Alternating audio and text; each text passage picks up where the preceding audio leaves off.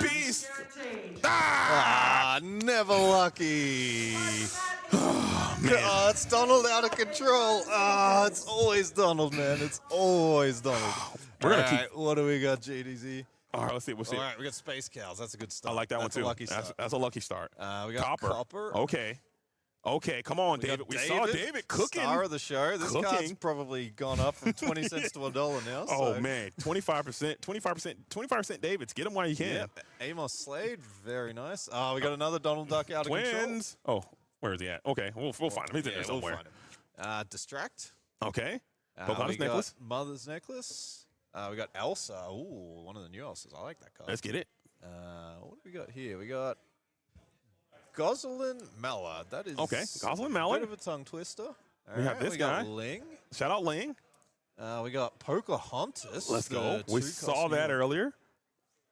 Oh, man. Mother will protect you. Okay, we're gonna pull a heater soon. I can feel it. But Okay. what's fun with this guy? I don't know if you've seen this combo. You Uh-huh. know there's this new Todd card that whenever you target it with an action or a character ability, Yeah. you can ready it. Or so item you play anyway. it with this Ling.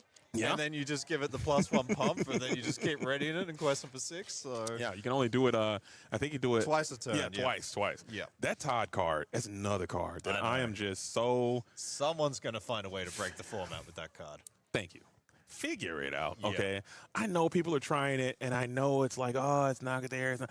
Figure it out, some creative, crafty Illuminator. Yeah. Figure it out, Somebody's man. gonna. There's It's gonna be right. It's so good. There's gonna be a Circle of Life, Widow Tweed, Big Todd. Something. Come on, Get man. the Big Todd in the bin. Cheat out the Willow here we Tweed. go. There's gonna be something. And I'm telling you, I've seen it. People are posting online. Not Jim Deere, Darling Deer. Yep. Darling Deer on the Todd.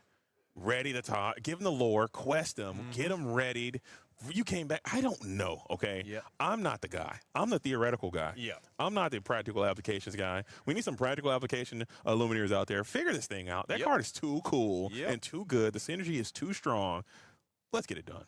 I think we can make it happen. Yeah, and I think if you play not UK back, good job on it. Give it +1 lore, and then the next 2 quests, quest for 3. Boom! So we're questing for 8 instead of 6. Now Let's we're go. cooking. Come on, man. I mean, it's just too good. I know. There's got to be something there. We So can- if you've got a spicy list in the chat, you dump it in there and let us know. and we'll see exactly what the Brewers can do. But I think that is a Brewers paradise kind of card. I mean, just the synergies are there. The cards are so cool, and the design, it's risky. I mean, because as a game designer, I'm always going to be I won't say I'm not envious. The opposite of envy. Okay, I do not want that job because you want to take the risk of printing super cool, creative new cards to help push your game forward. And our game design team is doing a great job of doing that. But at the same time, there's a balance. You don't want to break your game. And I think when you run the risk of printing cards like Todd and this Mulan and some of these Grandmother Willows, you're pushing the envelope. Yeah,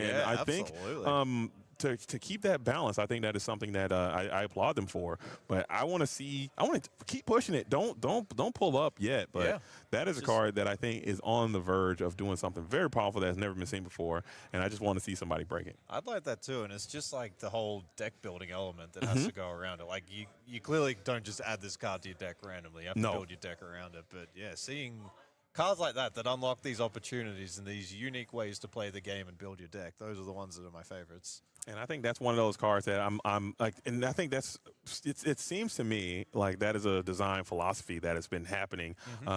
Like in this set, and I mentioned it earlier, I don't think there are these super powerful cards. Like Grandmother Willow is the exception there. Yep. But a lot of these cards are going to require you to build your whole deck around it. And then once you do, you're going to get the most out of that. As I see Mr. DeCandio is in the chat right now. Shout out. Talk about the production. Talk about the card design team. He's okay. You better lock in, big dog. Please don't break this game. That's all I'm saying. or do. I mean, take a chance. We got rotation. It'll heal itself, okay? Nature will heal in time. So keep taking a risk. Okay, let's break this game one time. But we do have some people saying that, well, we just had a dog's deck. We need to build a cat's deck next. So, Facts. Okay, I would concur. I want to take this. I want to see all the animals. Ooh. Let's get a cat deck. Let's get a duck deck. Let's get a bird deck. Let's get a fox deck. We got enough foxes now. Talk to them, foxes. Yep. We definitely have enough ducks. I mean, what does the fox say, JDZ? Did they A ever lot of solve things. that one? something like that. I don't know. That was pretty good. Something like that. I think we get a duck deck. There is a ton of ducks in this Actually, format. no joke. The Blue Steel Duck Detective decks is red hot fire. I love Darkwing that deck? Oh, It's yeah. real. I love it. Yeah.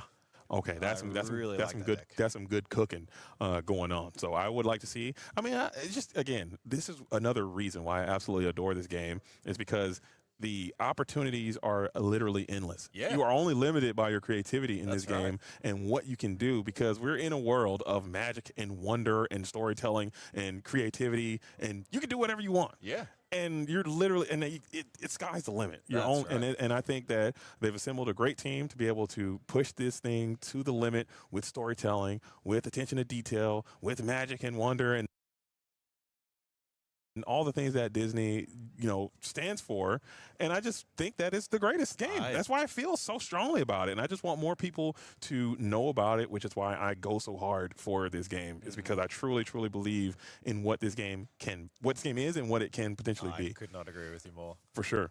So it's just going to take a little bit more time, and as soon as people see and realize how great and awesome this game is, they will show up and they will start to play, and this game will find its way into the best game in the world category. And I'll meet you there. It's going to be just tremendous. And yeah, like just the sets, honestly, the card design just keeps getting better and better. Like just so many different strategies and the artwork too. Like it's all commissioned by artists. Yeah. These are all like made by people, and it's just I love it. Absolutely, absolutely. But I think we might need to we're going to take a quick break here. I believe we're waiting for the next pairings of the next rounds are up. We're going to go take a break, find another great match for you guys, and we'll be back here in just a moment, Greg. So we're going to kind of do our thing, take a fast break, come on through, make sure you keep it locked, don't touch that dial. We're going to return here in just a moment. The DLC is going to be right back. Don't go away. You have not reported the last round.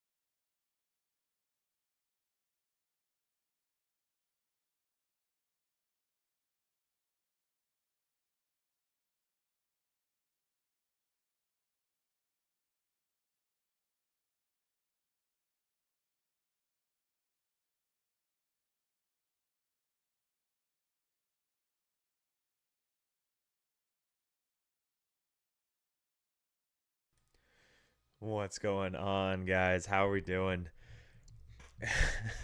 So, Jeremy, are you saying we win the Blurple mirror? Like, we're not gonna get, as in, hey, you're not gonna get an aggro mirror. Instead, you get a Blurple mirror. You'd wish that on us? I don't know how I feel about that. My two locals tonight played a Blurple mirror tonight. Game round 1, I think, and they had to roll for game 3 because they had 6 minutes left going into game 3. So, good game.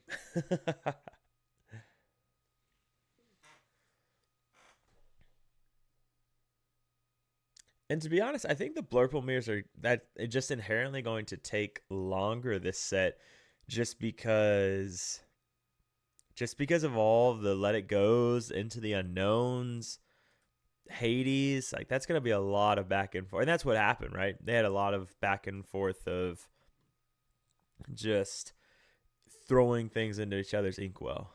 So, for anyone just tuning in, this is DLC Melbourne. I think we're going into round 6 or 7. So they're doing 9 rounds today.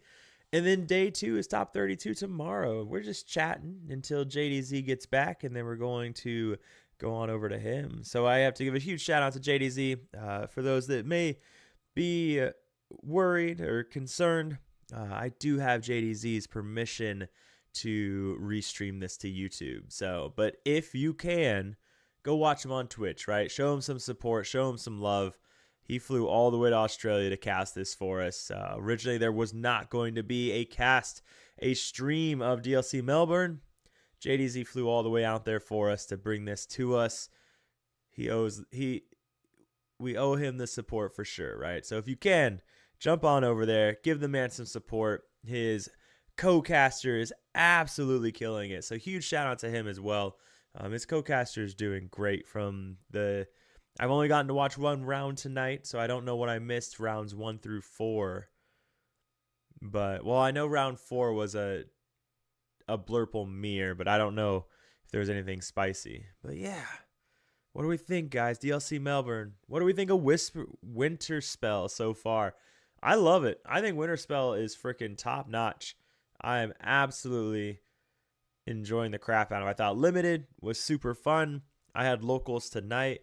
I played my super hyper control draw amethyst amber deck, and it was so much fun. Like, every card in the deck's pretty much drawing or doing something, and then you just clear the board with Raging Storm, and then you try and get a library down. You Raging Storm, the library sticks around. You stick some Diablos and Cuscos into that library, and you just go ham. And the deck was a lot of fun. It performed really well.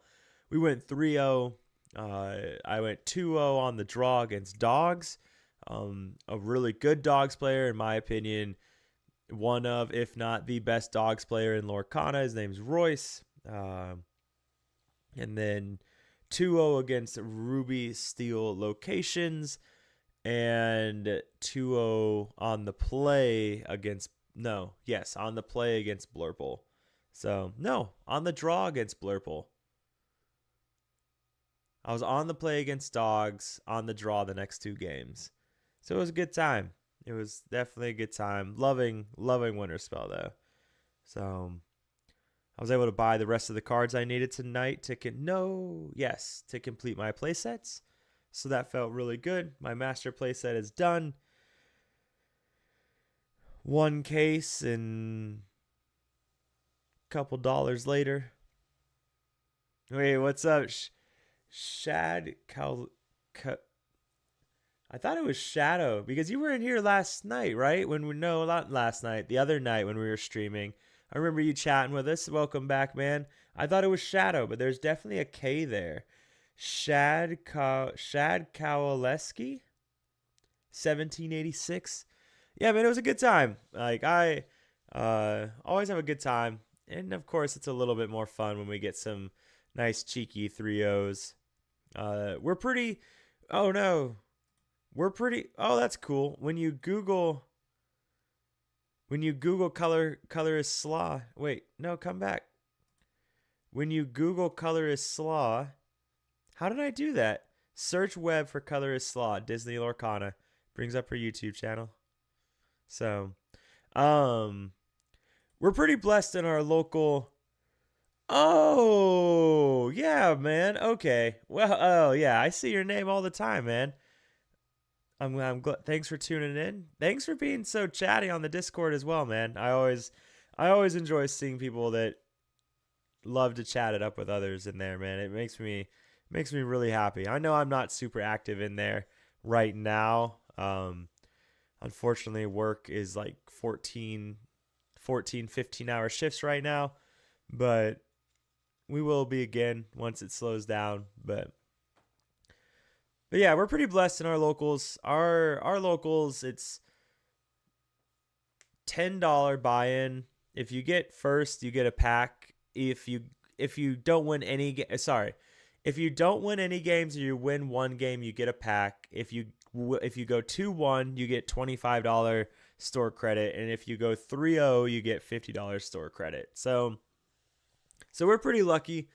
Angel definitely takes care of us as far as own collectibles, and then it also motivates our locals to get more competitive, which is really cool. So we still have a fair bit of casuals, but we also have some very competitive players because $50 store credit every Friday over the course of a set pays for your case plus more. So it can be a pretty good time. But what I love about it is even though it's pretty competitive, everyone's playing for like $40 profit. Everyone still has a good time. Everyone's still laughing, joking. So it's always a good time.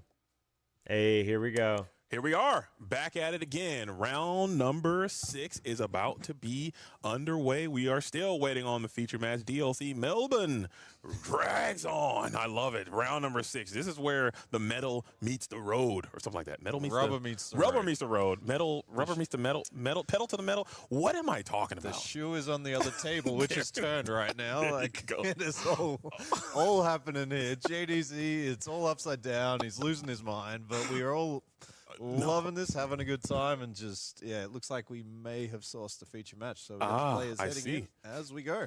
We do have some players moving on towards that feature table to see who is going to be. Hopefully there's something cool happening. We still have not seen any Ruby yet. We have had the opportunity to see.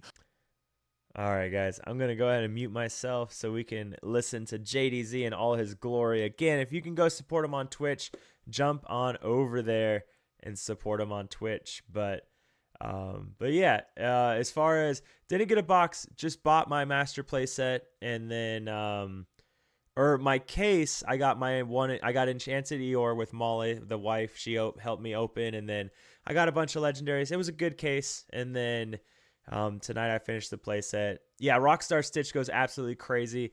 That's why I made a video on it so quick, because the deck just goes bonkers, and I was super happy that I could put something together really quick to showcase it. But yeah, he went crazy. He got the God play on game 1, and that was wild. Jose Barreros, did I say it right? They are using Winter Spell. Yes, this is set 11 legal, so they are using Winter Spell as well. So they're playing all the new cards, man.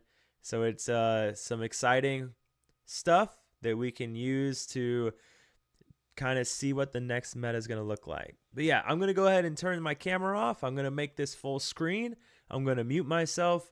That way we can listen to JDZ and his co-caster Cook, because they're cooking, man. They're killing it. They're doing a really, really good job. So, but yeah, I will be in the chat though. So if you want to chat, message in there. All right, let's listen to these guys. It's been great today. I mean, we've seen some aggressive decks, we've seen a bit of mid-range, and then we've seen some more controlling decks with Blurple. So yeah, we're really seeing the full spectrum of the different strategies that are on offer in the card game at the moment. And that has completely exceeded my expectation as well, because I thought that, hey, this is a new set. Everyone's going to kind of don't go chasing waterfalls, stick to the rivers that you used to type beats. And do you want to sing that one for us? I don't know what you're talking about. I have no idea. You just made that phrase up. Yeah, that was. Yeah, okay, what do you mean by that? I don't understand. But seriously, I thought people would stick. They'd stick to the rivers that they used to. That's what you thought. Yeah, we all know what you mean, JDZ. We all know what you mean. I thought that for sure they would try to, not go too far off the beaten path. But it seems like people are electing to try some new things, work in some of these new cards, and they're getting rewarded for it, it seems. Yeah. So it looks like we have the players. They are all seated at the table, and they should be getting ready to rock as the stare down is commencing, as they're getting their table brief together. So you're not missing any action. Round number 6, Digital Arcana is coming your way, and we have Michael Sav versus Bao Lam in the Sapphire and Amethyst mirror match. Is this a misprint? Okay. Who is doing this to us? Okay, I'm kidding. And that is and that is going to be Trent out here. Shout out to Attack Gaming finest Trent is holding this whole thing together, doing literally everything that Disney Lorcana Challenge Melbourne JDZ, requires. we've got the green sleeves versus the gold sleeves, so a bit of patriotism here. That's probably what it was. That we have our second Sapphire Amethyst mirror match of the day, which I will never forgive Trent for this, by the way. Okay, that just won't happen. Okay. All right. Are we going to see a single Demona played this set? That's the real question. We haven't seen it. We did not see a single one dropped in the mirror last time. That was just amazing to me.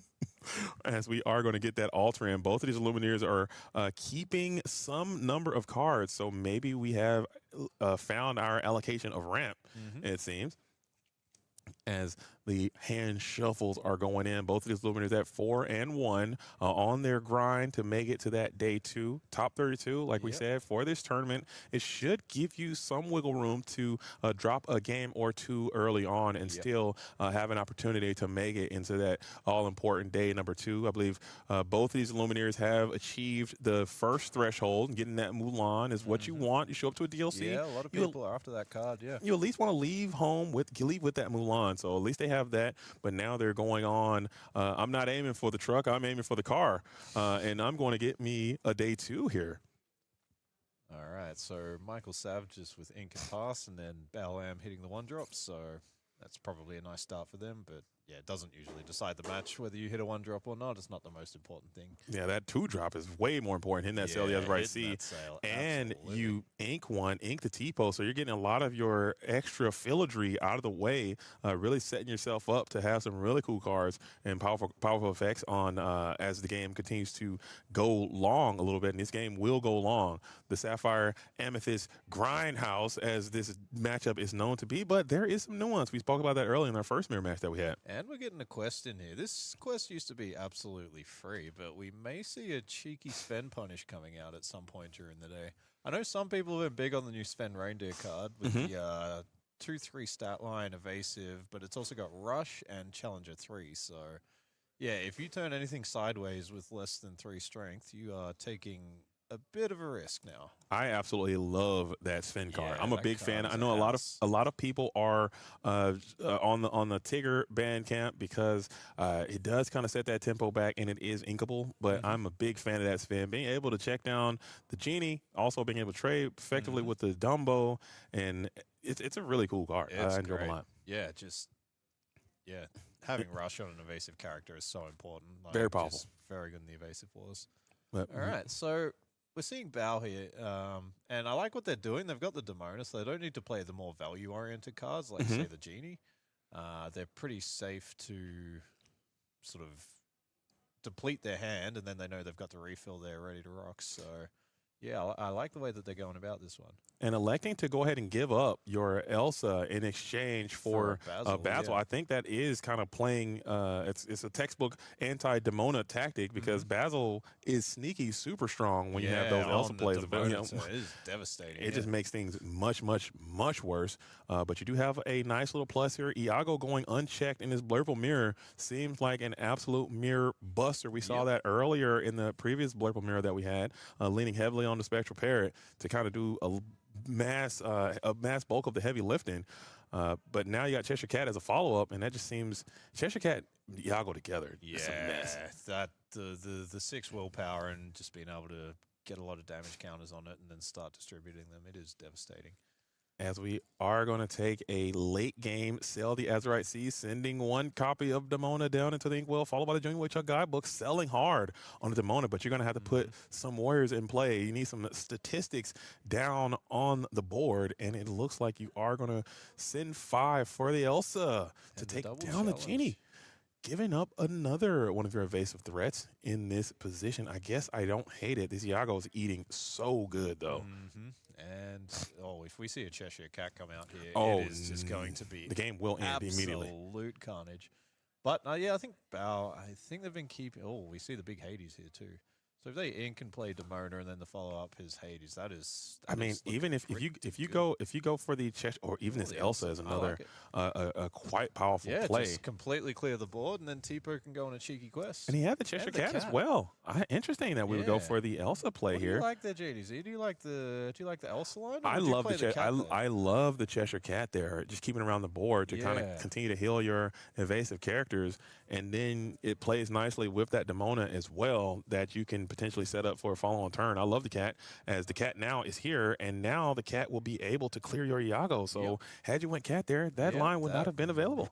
I guess, I mean, developing the extra evasive character is always nice, so you can definitely see why you'd want to do that. And one more thing with the cat here, if the punish is Hades, you get the 2 ink from the ramp, so...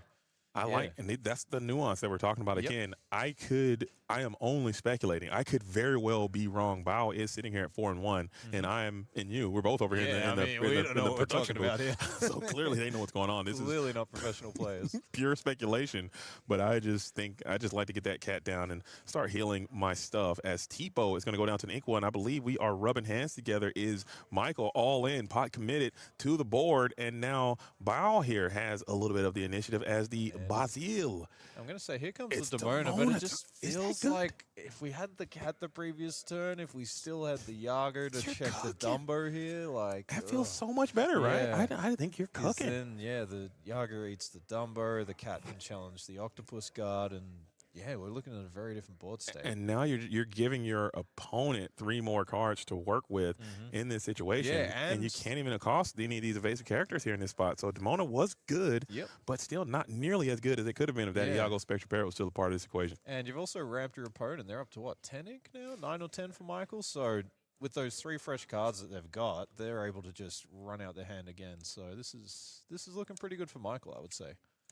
Yeah, that is interesting. Like I said, it's a game of inches. I mean, it is why these players can be so consistent over time. We were talking about that a bit during the break. It is one of those things that you just never really. I mean, if you can win those micro decisions over and over and over again, I think that is enough to separate yourself and become one of these great players that we can see to maintain that level of consistency. But, I mean, Bao does have still got a powerful board with the Basil plus the Elsa. That's checking a lot of the evasive threats. He's got that huge 5/6 body on the Demona. Tipo's just been questing away. We're up to 6th lore. That one's gotten about 4 of it at this point, I think, so that's not bad. And, Michael's still just drawing cards here. So, again, we've been saying this a lot. If your opponent has a slow turn and just spends the whole time drawing cards and then you slam a Demona, then that whole turn feels like you kind of wasted a lot of time there. Especially if you can come back over the top and get another plus in the process. As we are sticking to this above-the-air evasive game plan is what Michael is trying to lean on to kind of stay away from his Demona, stay away from his Hades, gains of lore, gains of resources, and maybe that's going to be good enough. As Bao Lam now in a precarious situation as the stare down has commenced. Now you have the Demona, which is once she has hit the board and done her thing, now you get into this spot, you have to keep your hand low in order to keep your Demona to continue to be ready and to continue to have a threat. And another one. Demona. And another one. Oh my goodness. So I wonder if I think the card that would be really good here would be Hypnotic Strength. If Bao could draw that. You pump your Elsa and then you can challenge into the Dumbo, but no, they won't have the ink to deploy it. Yeah, without that Basil there, again, Demona and Basil are sneaky, super harmonic, synergistic cards. Yes. And having that Basil go down was paying dividends for Michael here, as you're going to be able to keep a large portion of your board intact. Granted, you are probably going to lose this Royal Guard, but I think you're keeping all of your evasive answers here unless you can get something to bolster that I might be missing. Yeah, I think Bao might just need to start going for it here. If you just let your opponent keep drawing cards with the Dumbo, they're just going to run away with the game. So I think you need to start questing a bit here. For sure. I think just putting that lower pressure on, but you're not going to be able to quest with that Demona. I think you're trying to keep her ready just in case. I think I can't tell how many cards you have in hand, but maybe she would be stoned by day. I think it's 3 because he just played the other Demona filled up. So there must be 3. Yeah, so I think I actually challenge the Royal Guard here because if your opponent can draw 4 cards, which this Hades may draw a card here, and then they can just use the Dumbo, then that Royal Guard is trading into your Hades, which feels pretty bad. So Absolutely, and yeah, keeping your hand. That's a double-edged sword for Michael as well, because now your Demona plays look so much worse. And a great answer to two fully resolved Demonas is going to be another Demona to kind of freeze them in place. But you could now, just play it here, exert everything, and then keep they're that Lord frozen challenge power forever. off the board. So yeah, That could be a great play. I think I'd take that play if I have it. If you have it available, you have a ton of cards in hand. Yeah, I think I saw him draw one, so he may deploy that here, but he might just have something else. Like a big Hades would also just be fantastic. Yeah, you play the Hades looking for a deal. I believe That's that Junior going Woodchuck into the guidebook is going to be played into the inkwell or sent to the inkwell. And there she there's is. the Scourge of the response. Wyvern clan comes through. The Demona Wars are in full effect. We were here. talking about how we saw no Demonas last time. Yep. Guess what? That's over with. We're seeing all the Demonas now. You get a And- Demona, you get a Demona, you get a Demona. Everywhere Demona, and not a drop to drink. And if anybody's been counting along at home what that Royal Guard's challenger count is up to, Let us know. yep, because No, I think he's fine. I don't think he drew off of that Demona though. true. Unless he did, and I missed okay. it. So he drew from the Hades, he drew from the Dumbo. Drew for He turn, might that's have right, you're drew right. for He's- turn, yeah. And he may have drawn one from the Demona, so Oh, and he drew one for the Dumbo as Yeah. well. Yeah, so he's at a billion. into the unknown. Yeah.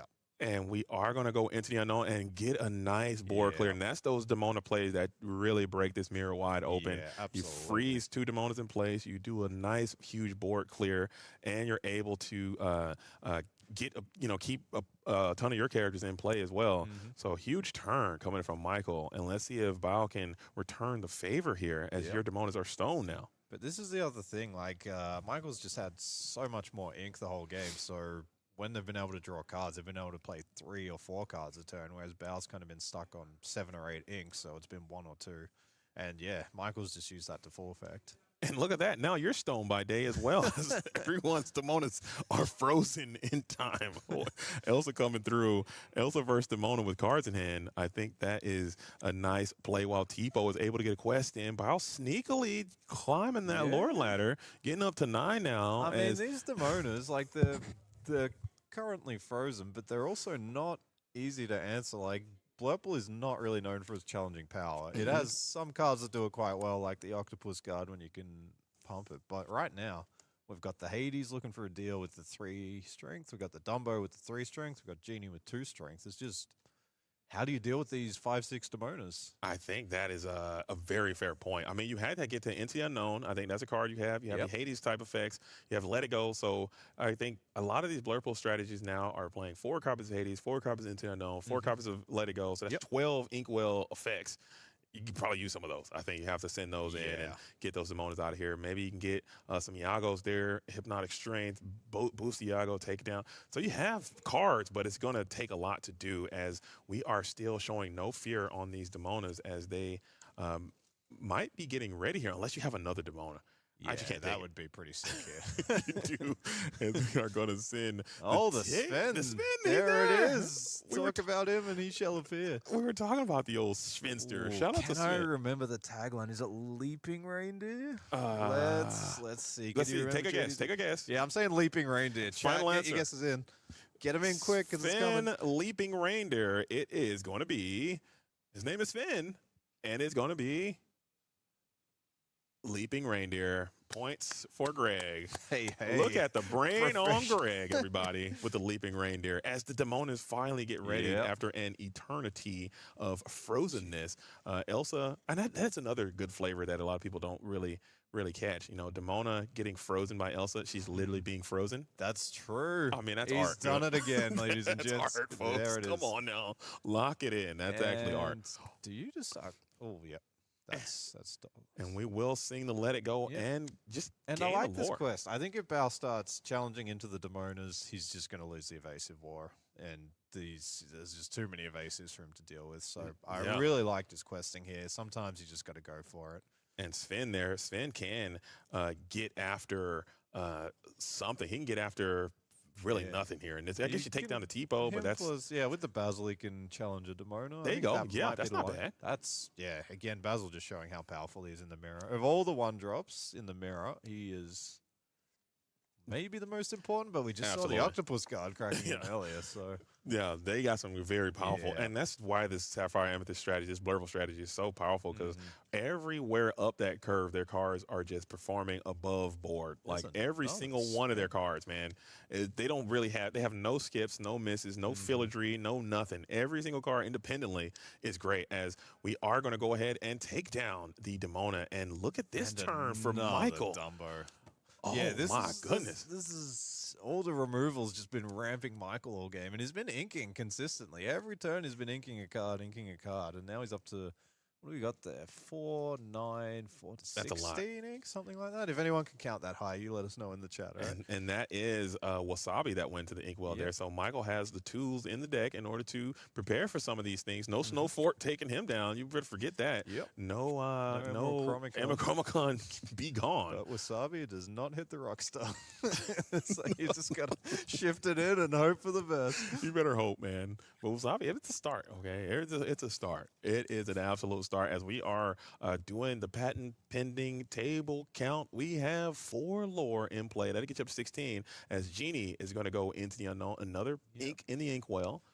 And so Iago can challenge down one of the genies here, and then And we're going to Go get on another quest. 2 lore, and there it is. Genie goes down. So I like it. I think Bao's just got to go for it here. Like he's I just got to agree. hope, rip a Demona off the top, get a couple like another genie or something, and just keep going for it. yeah, I think I take out the Basil as well to at least keep some of my characters stop around. the Dumbo Yeah. from trading into the Iago. I like that. Or one. taking the Genie in a clean plus. You hate Yep, that. yep. Just get him out of here. I don't hate that trade at all. Coming in from Bao. Now Michael is finally in a position where they can start to slowly turn the corner. Hades will do a great job That's of helping you very, do very that good here. and let it go as well. Yep. Devastating. And then with the Dumbo here, like just keep that value train rolling.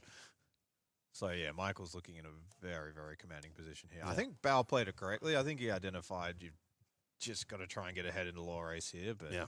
there's just Yeah, realizing that position is pretty much compromised. There is going to be a game 1 win, and you love to see it. I think that gameplay was very well. It's much different from that previous mirror match that we saw earlier on. We were just talking about how Demona is such a high impact, high velocity, super broken card, but they never got played. This one, we really got a chance to showcase how powerful Demona can be in these exact scenarios, and she came out and she represented herself very well. So going back, the mirror match underway. We need to see what Bao can do now. Was Bao on the play in that previous game? no. Bao was on the draw. So Okay. Michael used the advantage of going first, really to full effect there. Yeah. But I do wonder if they'd gone for the cat line, boosted the cat, Yeah. saved the Iago. I wonder if that game turned out differently. I would love to have like a Eye of Agamotto Yes. time return and see. I mean, we are in yeah, Marvel we need Stadium. to split the timelines and, see what happens. See what would have went down. But I do agree, keeping that Iago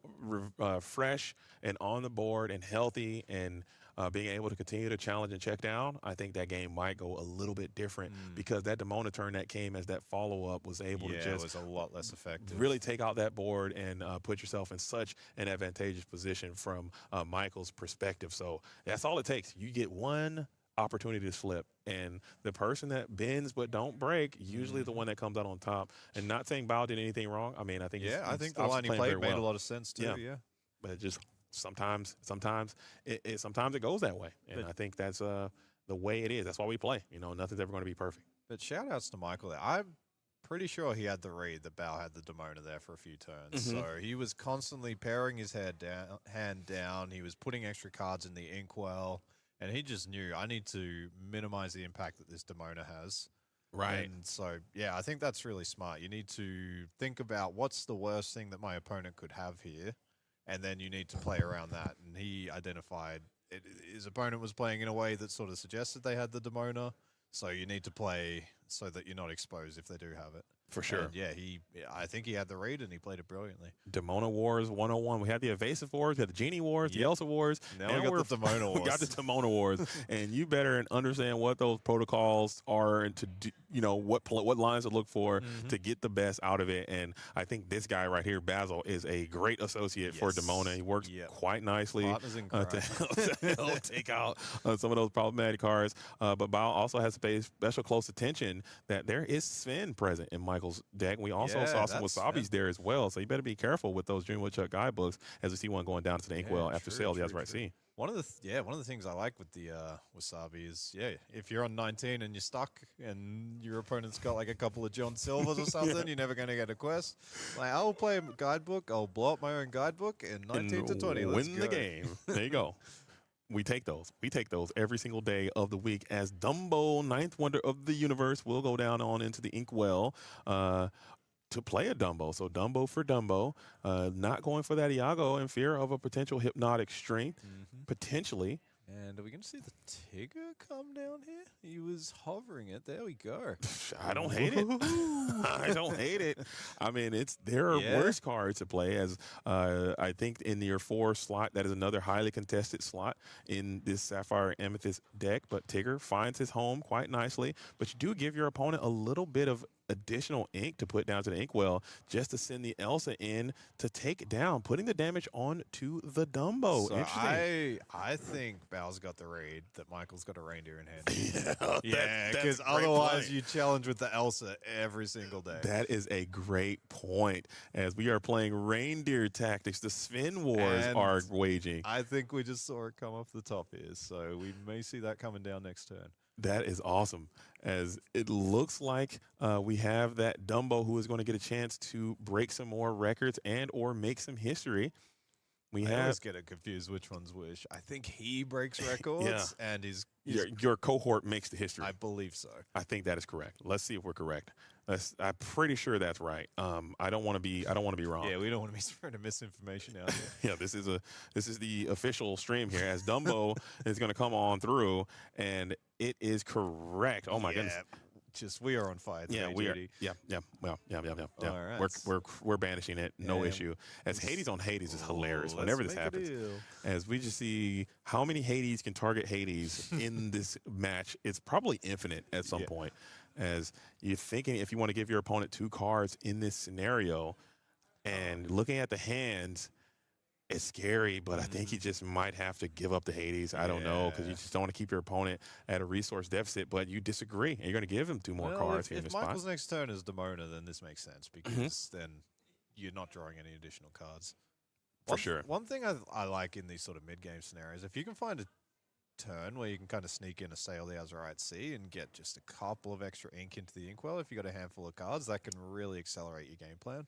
And so if you've only got, the way I remember this, if you've got, let's say, 4 ink for the turn, then you can sail, you can double ink, and then you can play a 4-cost card. So whatever ink you started the turn with, if you sail and then double ink, you can also play a card of the same value. So sometimes you can sneak that in, and that can just get you from 5 to 7 or 4 to 6, just one turn quicker, and then maybe your Hades is just a bit too quick, or your Demona's 1 turn quicker, whatever it is.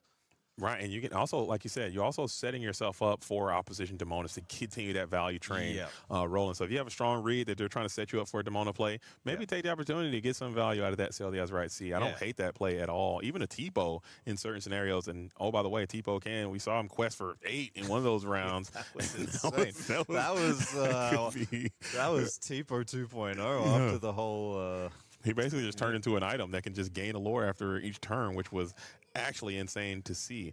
So Bao now kind of in a pretty decent spot. You have a ton of hand cards to work with. And sort of, with the Elsa versus the Genie, feels like he's got control of the skies at the moment, but we will see what happens. And there's the Sail. He must. Oh man, he can't hear hear us. me. Hold up. Can they hear us? Are they locked in with us?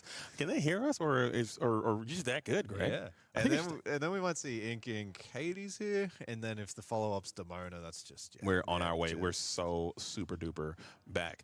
As the stare down commences, Bao locked in on another level. So is Michael. Both of these Illuminators seem super cool, calm, and collected. 27 minutes left in the round as we are very, very low in lore total. And there he is. Did you read the script? Like, how are you doing this? What's going on there? Did you read? Did you? Let me. Oh, I see. Good, okay, man. okay. And he plays Demona and challenges. Yeah, okay, I see. The script is right here. Right. It's like the WWE here. It's all scripted. It's all scripted. Did you see the script? Did you leak? Are you leaking the script? Because that was really cool. As Hades on Hades again, send the Hades down into the inkwell while the Tigger can trade with the I believe that was Hades, the looking for a deal. Board's very narrow, 1-1, keeping Demona at bay. Again, Demona needs a wide board to work with. But one more thing here, the quest with the Elsa and there it is. There it is. But the quest with the Elsa the last turn seems free, but again, we're just playing reindeer tactics here. Are we going to see a let it go? Into the unknown. That was a good turn. Powerful turn, able to get your Demona set up, really seize control of the board again. This is Blurple at his absolute finest. We get it to let it go, and there he is. There it is, reindeer tactics. You've been fighting and hiding around this reindeer this entire time, and now the reindeer has deployed and really showcased himself. I think you could go for a cat move damage swing on reindeer line, which seems powerful, and clear the genie as well. I like a boost. Let's see if we get it. Some boosties coming through here. Almost certainly. I like a boost. So we got Elsa. I don't know whether you can do them all here. So that takes 2. You can boost and move 2. No, but now you can't hit the evasive character. Yeah. I think you could have got a board clear there if you are Biles. A little bit of a different sequence. Nah, they're both evasive. So the cat. That's right. Okay. Yeah, we could only challenge for 2 damage and move 2 damage. That's right. Okay. So no matter what, I'm wrong. Okay, my bad. It's all good. I got to lock back in, dude. As another one. Tactics. Oh my. This is just a Sven Fiesta. Holy moly. Another one. And yeah, if Bao cannot find access to some card draw here, their hand is starting to run pretty slim. So yeah, Michael's really not in a bad spot. And I think a lot of this came from Bao's use of all the removal spells and just ramping their opponent. And now Michael's been able to cash in on that. And all of this is like, look at the lore total. We're at 3 and 2. Like all of this is literal posturing. Like there is just this is the game. If you don't like this Sapphire Amethyst, I'm sorry. I know it's very common. It's something that happens very often. And when something happens very often, it gets a little repetitive, maybe redundant, I guess. But there is some great gameplay that is happening here, and we have to really cherish these moments while we have them. I feel as we are starting to put together some questing now, as Bao has done everything to seize the initiative of the board. But here is Michael now, who's on the approach, and there is the Hades, the Infernal Schemer. This is starting to look fantastic for Michael, particularly just having the only evasive character on the board currently. That is a huge deal right now because he can quest for 2 with his genie for free every turn. And we haven't seen any signs of the reindeer on Bao's side, so I don't think he's too stressed about that. Sven tactics could be the way, as we are going to exert the Cheshire Cat, piling up some damage on the bell. The accomplished mystic, you can lose that in a challenge next turn. Elsa now staring down that genie. She just does not have the strength to get through genie's 1 damage, 3 real power remaining. And yeah, it's really just going to be a top deck battle here. There it is. Speaking of, no top deck required, as you are going to refill each Illuminator's hand, and you're hoping Demona does not feed Michael a Let It Go or an Into the Unknown. Hades looking for a deal. It's pretty good. Give up 2. Pretty good. So they let them draw here. And Into the Unknown is going to be a devastating blow to your hitbox if it does happen to take out that evasive character and get a nice Demona-approved board clear. It on the Elsa, and then Hades or the Infernal Schemer can challenge the bell. And it looks like there it is. You put the Caster's Curse on it. I'm sorry, Bao, but that is just one of those things that it just has to happen from time to time, as Michael is absolutely moving and grooving here on the play. Both of these Sapphire Amethyst players are just accelerating on all cylinders here on the play, as you're trying to find a way to get there on the draw. It looks like the Hades looking for a deal. You might give up. You relinquish there. Decision. Yeah, I think that was was that the genie, I think, Yeah, get the genie out of there, kid. That evasive threat off the board. Iago could be a card. Maybe get a Basil besides this Iago. That would be nice to see. As your own Demona is back. And now the Octopus Guard gets to trade into the Infernal Schemer, probably. Or go out. Or Is he strong enough to get after let's the? make a deal. I think it would be, yeah. We can But go after. Yeah, we go after I this think the Hades here. two-quester and just leaving the damage counters lying around. And is kinda also scary. keeping that Demona locked in place. Yep. This game is actually incredible. It is the Demona Wars. We were talking about it all of the previous mirror, and it never happened. So now the Demona Wars are in full swing. Yeah, this is a very, very interesting match. As I see, both of these players are doing everything they can to try to keep this initiative as you freeze. I thought he just tapped 6 ink. I was like, no, is it happening again? But sir, I got to tell you, we Yep. do not tap in this game. We No, only exert. yeah, we exert. Lock in, okay? Lock me in the stocks, man. Lock me in the stocks and throw some cabbages. Let's go. Oh, you're good. You're good. But never do it again. Yeah, all right? never, Everybody ever. gets one. I'm No, sorry, Chad. I'm sorry. No, I'm no sorry. need to apologize. Okay. No, I'm kidding. I'm totally joking, but I do think this match is actually phenomenal. Genie into Genie. That is pretty good. And we into get a another Hades. And going for was that the Elsa? Hades into the Elsa, just Yep. trying to get that Elsa off the board, maybe trying to take away some singing capability. But we have to get rid of the other character, and we're just going to scoop it up. That was an impressive time. I felt like Michael was really coming back, but Wow. that was quite the swing turn. What a game, man. They were actually going ultra instinct there for a minute. It seemed like they were moving and grooving and doing what I really admire, though, is the level of confidence. It seemed like they knew exactly what they wanted to do at all times. There's very little hitching, very little thinking, very little missed movement. It seemed like they both were just getting to their spots and just lobbing haymaker at each other over and over again as we get this all-important game number 3. So you're going to have to do the impossible and try to win this thing on the draw. It's been very play draw dependent here. Maybe you need to take a risky line here. Maybe you go for ramp into ramp or something like that. Yeah. Because you just need to find some way to get an advantage going second here, which is just really, really tough. It's super difficult to do because both of these players are playing so tight. I mean, again, I'm not going to sit here and pretend like I'm the best player in the universe because I absolutely am not. But I can tell what good players look like, and they're playing with poise, they're playing with distinction, they're playing very deliberate, they're playing like they know exactly what they are doing. And it seems like these plays are high tempo, super optimized, very initiative driven. Focus. It's a huge swingy back and forth. I do this super bombastic play to you. You turn around, you do one to me, and they're just sitting in the middle of the ring, just really throwing haymakers at each other. And this is just the peak pinnacle of Disney Lorcana. I love to see these types of matches. Granted, it is Sapphire and Amethyst. I know. But we gotta. I still have to give respect where it's due, as both of these players are playing at the highest possible level that they can. Yeah, they really are. And on Michael's side, I saw keeping 3, so there's got to be a ramp card in there, and then Genie off the top. So his start is looking exactly what you want it to look like going on the play here. And let's see if we got ramp on 2 for Bao as well. Keeping 1, so I'm going to go with yes. I hope that's a ramp card, unless you're trying to play it fast and loose. Some of these Illuminaries can do that. They'll trust their deck to bail them out, like they'll keep a Basil or they'll keep a Demona or something, or to keep a Genie and just say, deck, bail me out with 6. And sometimes you get cooked when you do that. Yep. I will 100% get cooked there. Has that ever happened to you, JD? Oh, yeah. Oh, that's right. I'm telling you, if you don't got ramp on 2, you know what to do. Don't take no chances, okay? Take no chances, make no mistakes, send it, and hope for the best. I mean, it almost happened earlier in the day with the 3-of-a-kind Hades. That was a rough game. And we do have ramp on 2 in the form of Tipo coming in. Let's see if Michael can find it. Restart Basil. Seeing your opponent send a ramp card on 1 into the inkwell is never a good sign. You know what's coming. But like you said, it might be worth something if you can get like a double ramp play, like you can do like ramp and then something like sail, ink, cat, something like that. That can be quite good.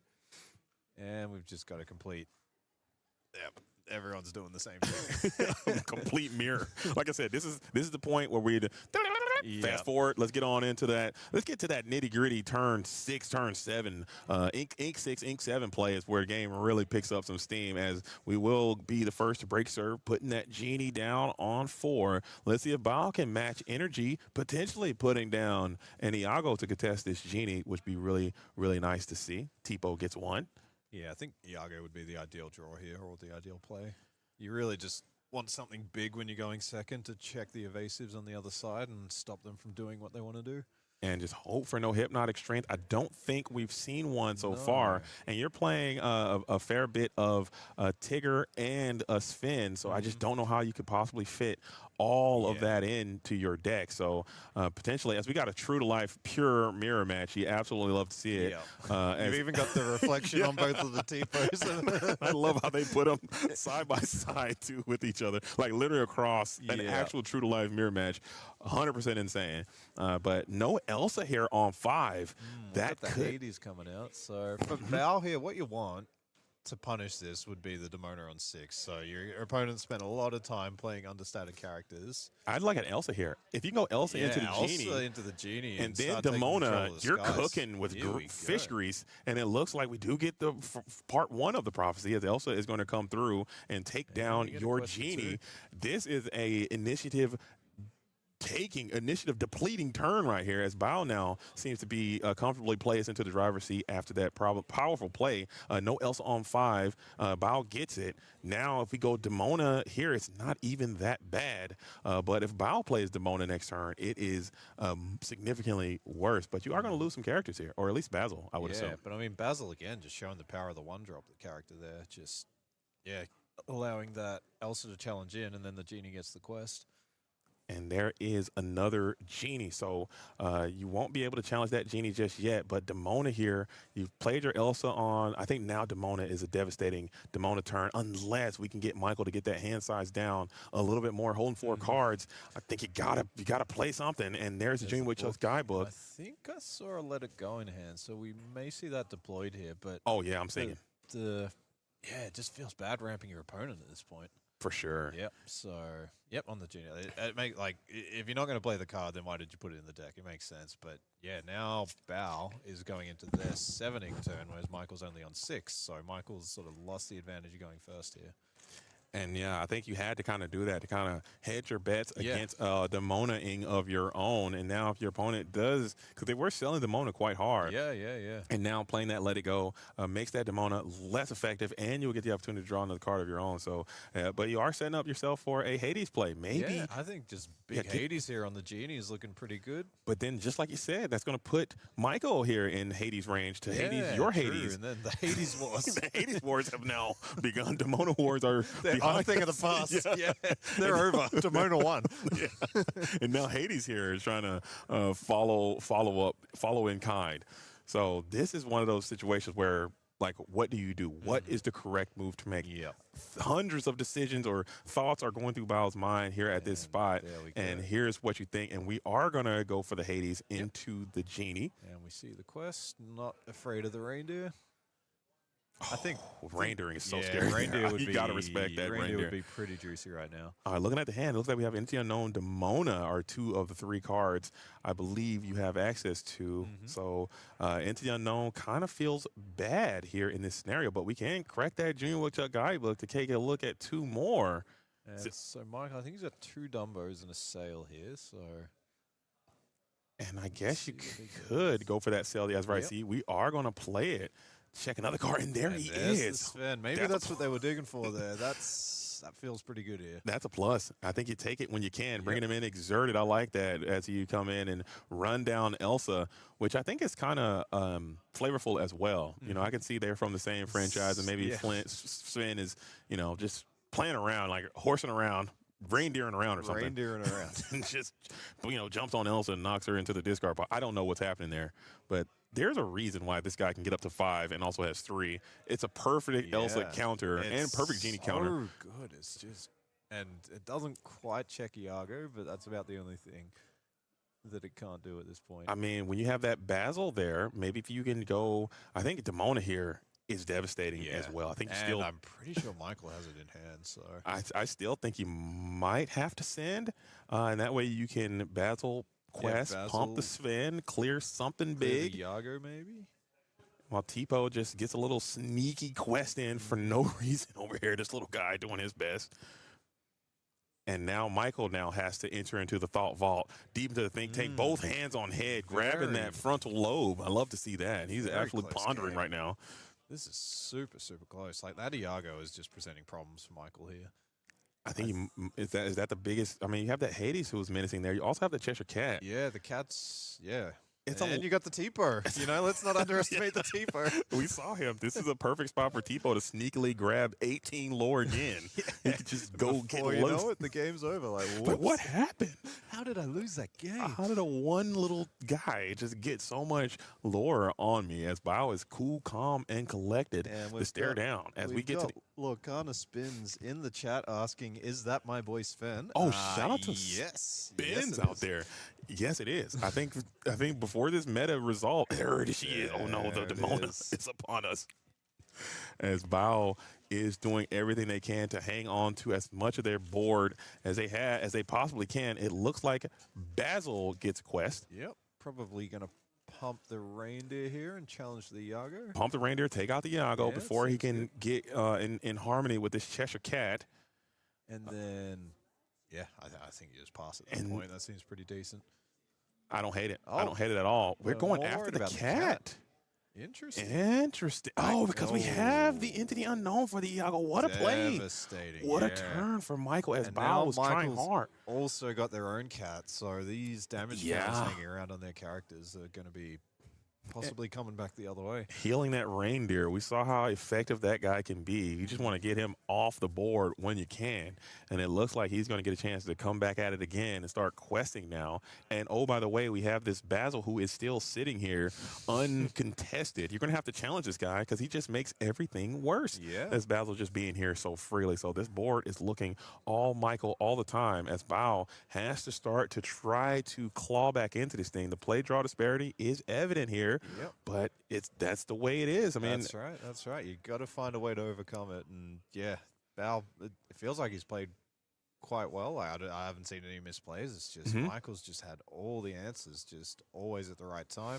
Just got the evasives out first, was able to control the skies. Yeah. And here comes the Demona but, the other way. but honestly, I thought when he did make that earlier play, I thought he had a chance to pull off ahead, but it seems like Michael was able to stabilize. And I think the card of this matchup, the Mirror Buster, is that Sven. The Sven.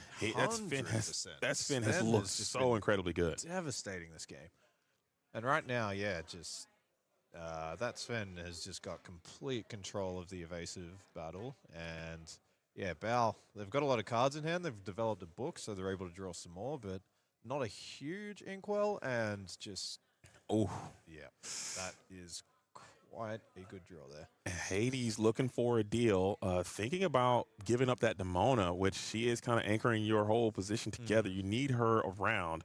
So we're just going to go ahead and give up Gives those two the draw, cards yeah. as the second, another Demona comes in. Another Demona. And we have an entity unknown as well. So we are going to quickly throw Elsa in to freeze your opposition Demona. But she will ready. I believe only two cards are in Yeah, but hand. we might see a We challenge. Basil support here. And we just Oh, another into the another unknown. one. Brutal. Wowzers.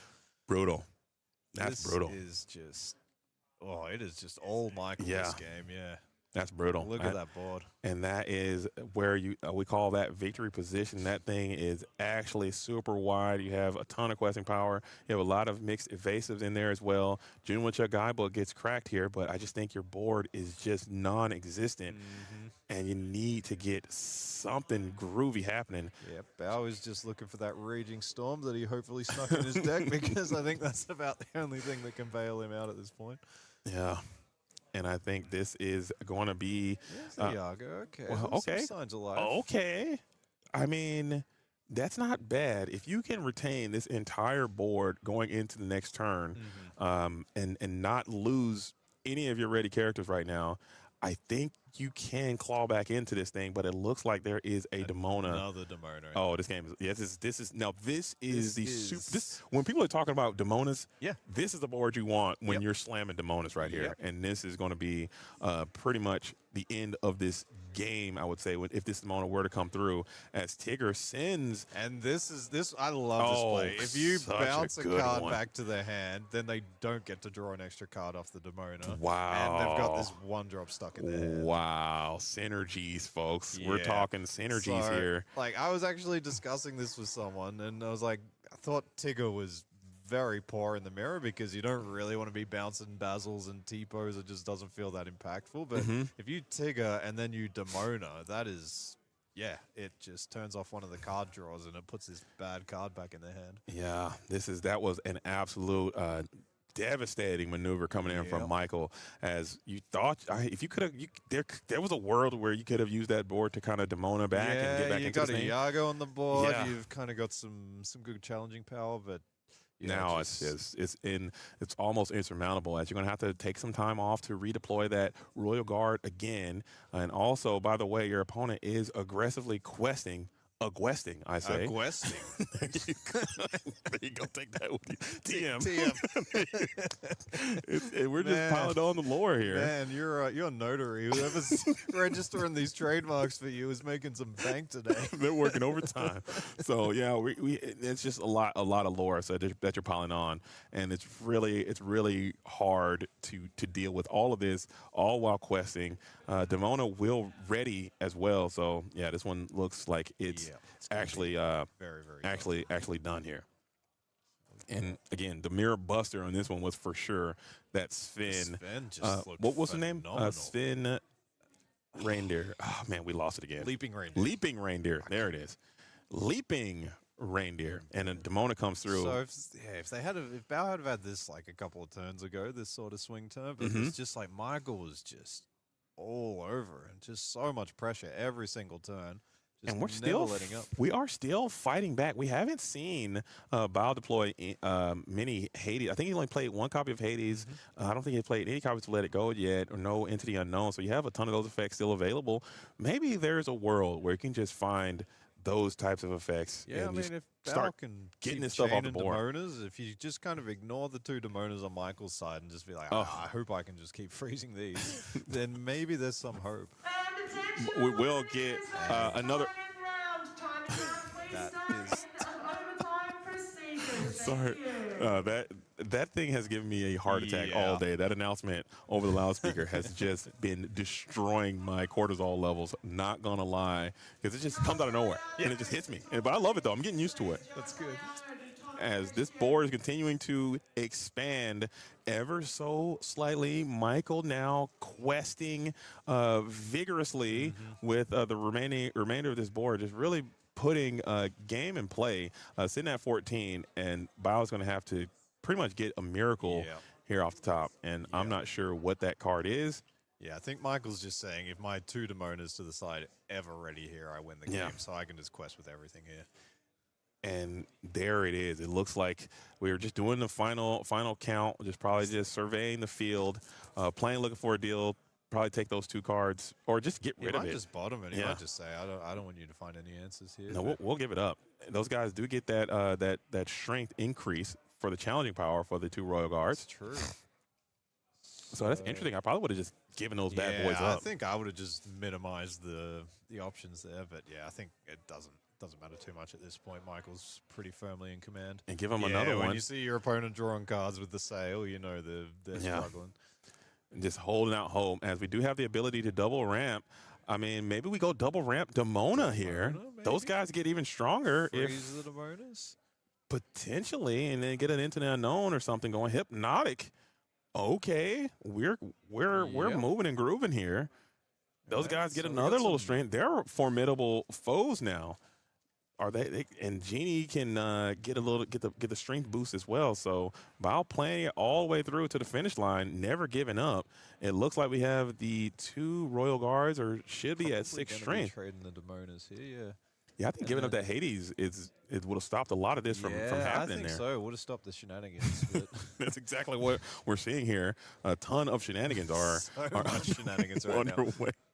As we will Alright, get rid moving of. the three. This is one case. A lot of people have cut this bell from their deck because the cat is just this repeatable effect. Mhm. But in this case, 2 damage and 3 damage are not the same thing. So being able to move 3 onto the Dumbo there was huge. And we are doing some Yeah. heavy lifting here, as we're able to just pass it back there, leaving the bell and keeping the Hades Inferno, looking for a deal in play.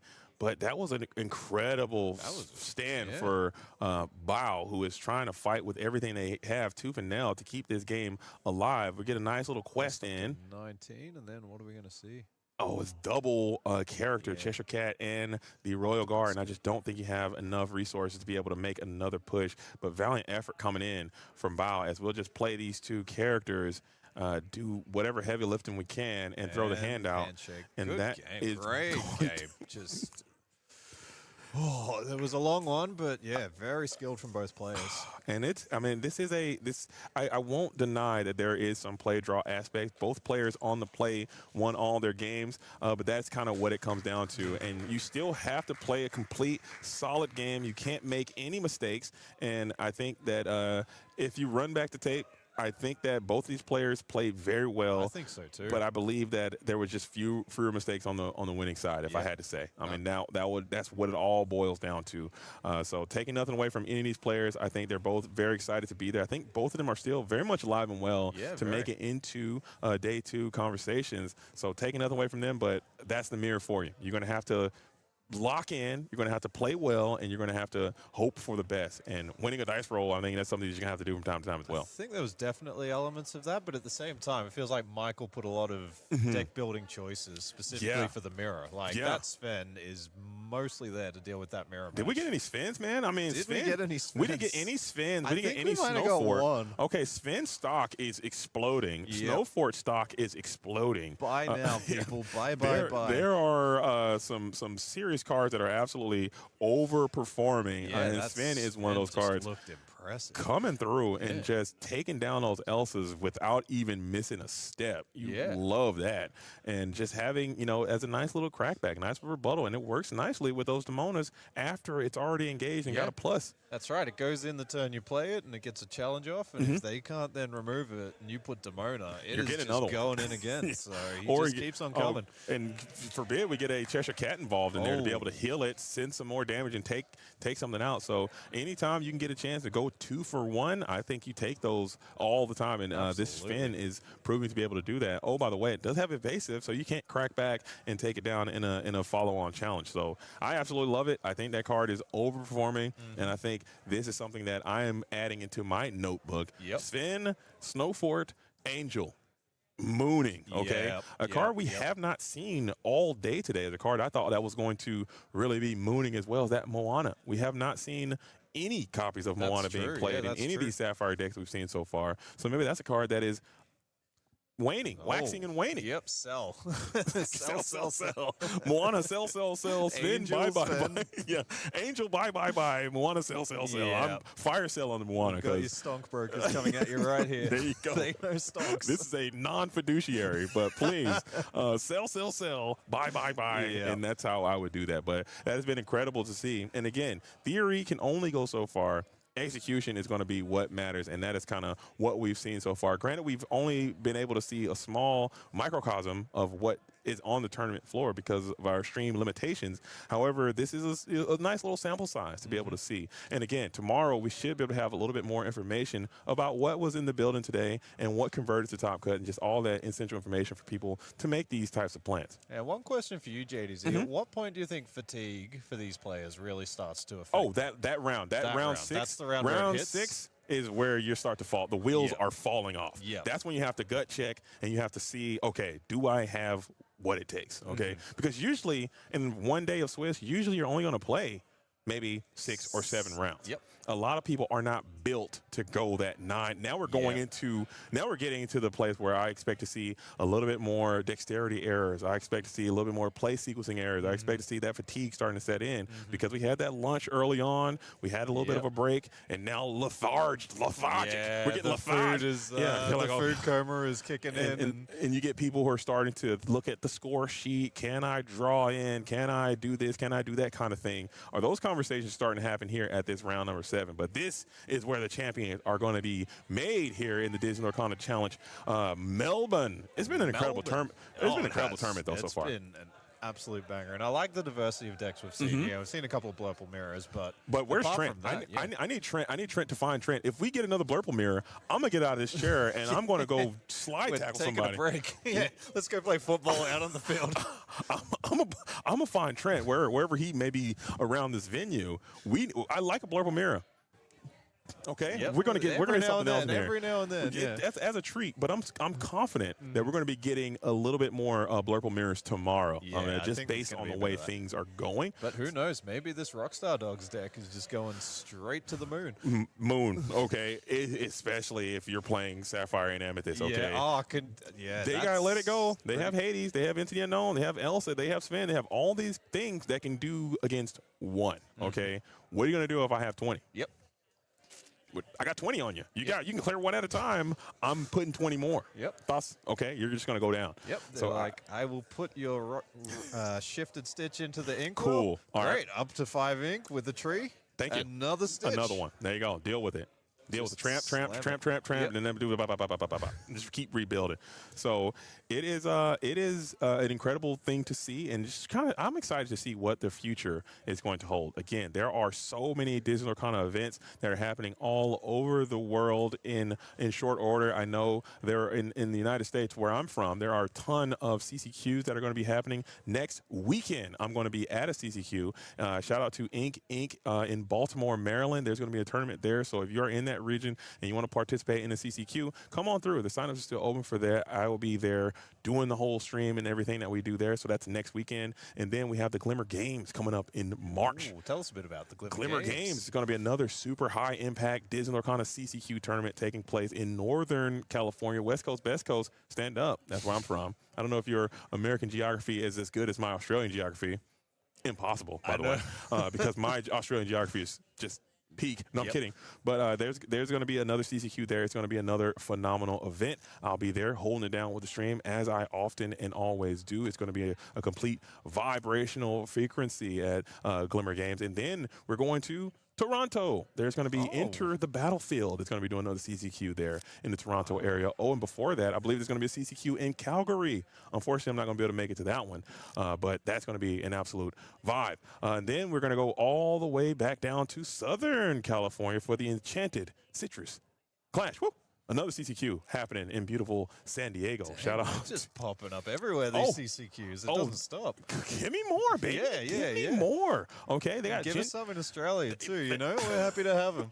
I would love to. I would love to see more. Come back down and get on board. Come on. Yep, I mean, we more. love That's my code. I mean, that's my watchword. That's my love language. More is always better than less. Give me more opportunity You're not a to play. less is more guy. You're a more is more guy. No. More is more. Okay, I mean, less is more. That's for not me. Okay, Yeah. that's for somebody else. Yeah. I think you're lying to yourself. More is for sure more. And I just want to see more Lorcana and more people playing and more people getting a chance to fulfill their goals. I mean, getting to a national championship or getting to the world championship is a goal of every competitive player. I mean, that's what you want to do. Yep. That's what you're basing your entire season on. And getting to that event and giving yourself an opportunity to go to the world championship is your dream. It's your goal. And giving more people the opportunity to do that all over the world is going to be great. Also, let's not forget DLC in Ghent happening in 2 weeks as well. Yeah, that's going to be a huge one. Everybody, Yeah, all eyes a lot are going to of be on these that one. players will probably be heading back over there and then seeing what transpired here, analyzing the meta and just sort of seeing which decks performed and which ones didn't.